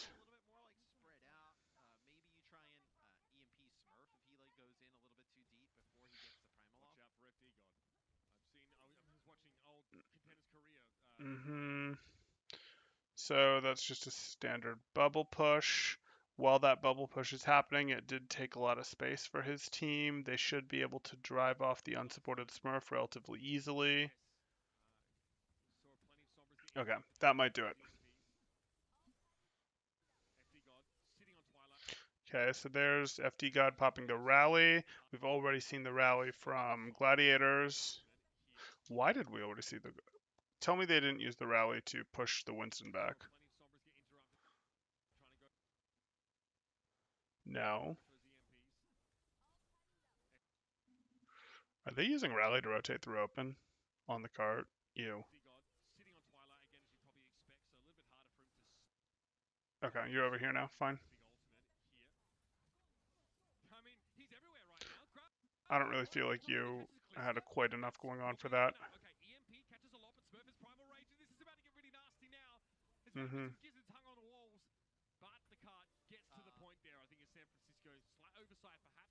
That was not clean.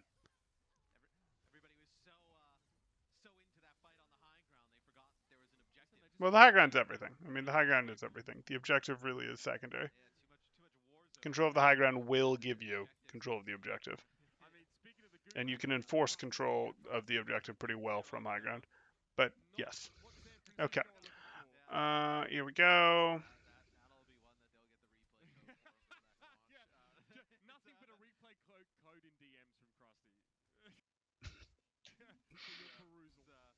But yes, you do have to pay some attention while you have the control, of course. Mm-hmm. Because of how that fight ended, Gladiators got into this much more cleanly than Shock got into this. When Shock were on their attack. But Shock were able to bully them off the high ground, and now Glisser is abusing angles. Gonna hit that. Skewed is not gonna get out. And now the Gladiators are in the exact same situation that the Shock were in. Let's see how it goes.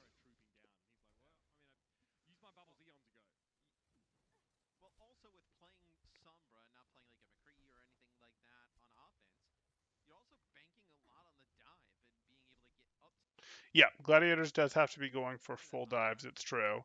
And that's hard. That's especially hard on super vertical Gibraltar with Sombra Tracer, who neither of those are great vertically.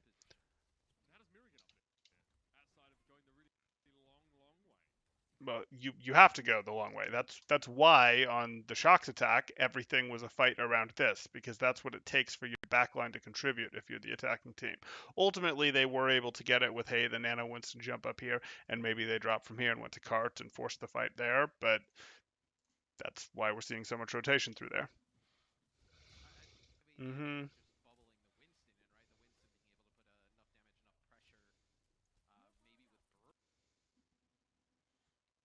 No?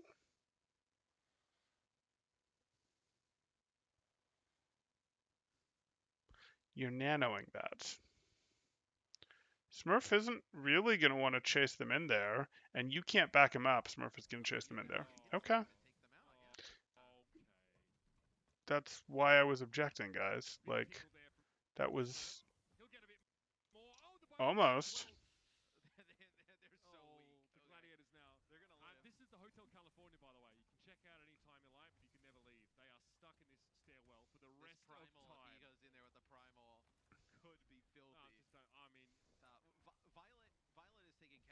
Mm-hmm.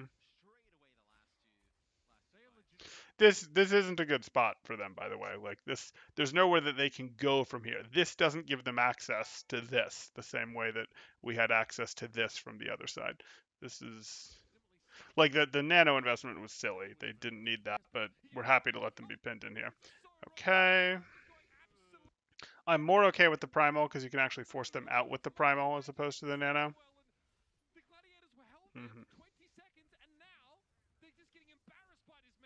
They should have reset more cleanly. They should have accepted it and reset. But hey.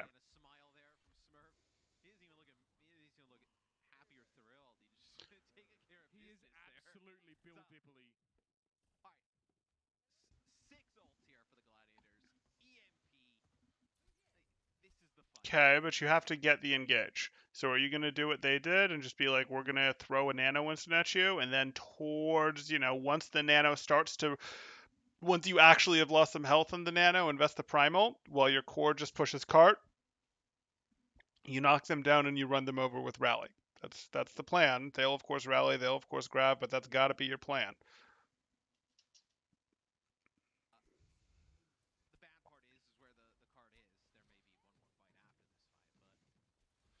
Second fight's easier. There's the high noon. Did we use the nano?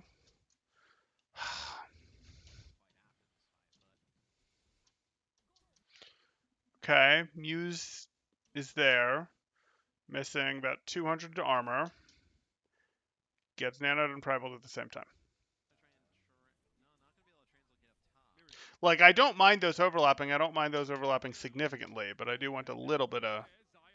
Okay. There's 5 ults. Sure. Let's go. 5 ults. Everybody press Q.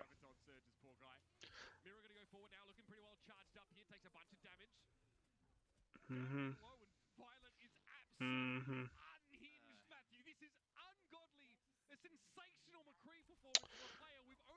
Yeah, so that's going to be the end. No more ults for Glads except Pulse Bomb. And only one more fight. They don't have any time to set up that fight, and Shock have nano. This is over. Like, obviously, Pulse Bomb could change everything, but this, I expect, is over.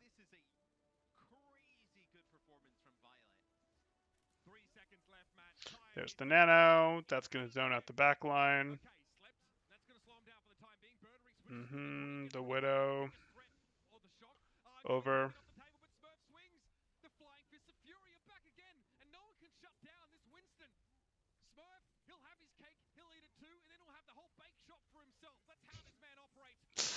There's a reason he's the best caster.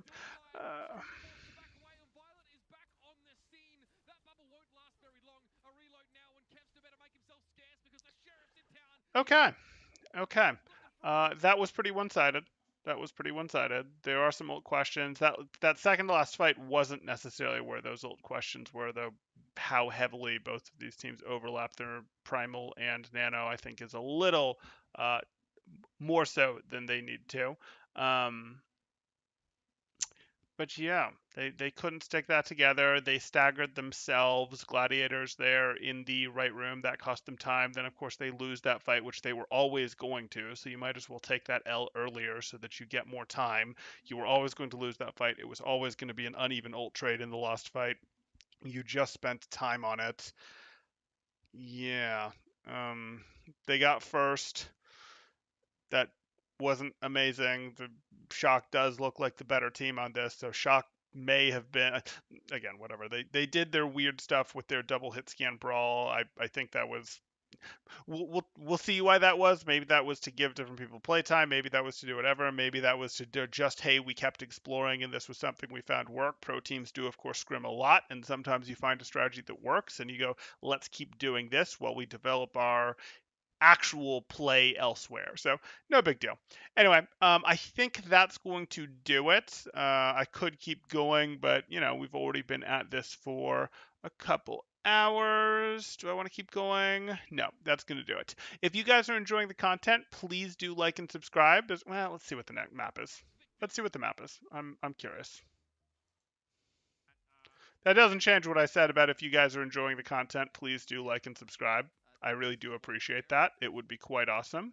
Or if you are looking to get coaching yourself, you can join my Discord in the description below. See what rates look like, see what sort of promos, events we have going on, all that good stuff.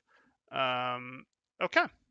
And do I have any final questions in chat? Shanghai Double Bubble looked like eye candy last year. Fair enough. I think that's going to do it for me. Looks like that has done it for everyone. So we are going to call it here. Thanks, guys. Temporal out.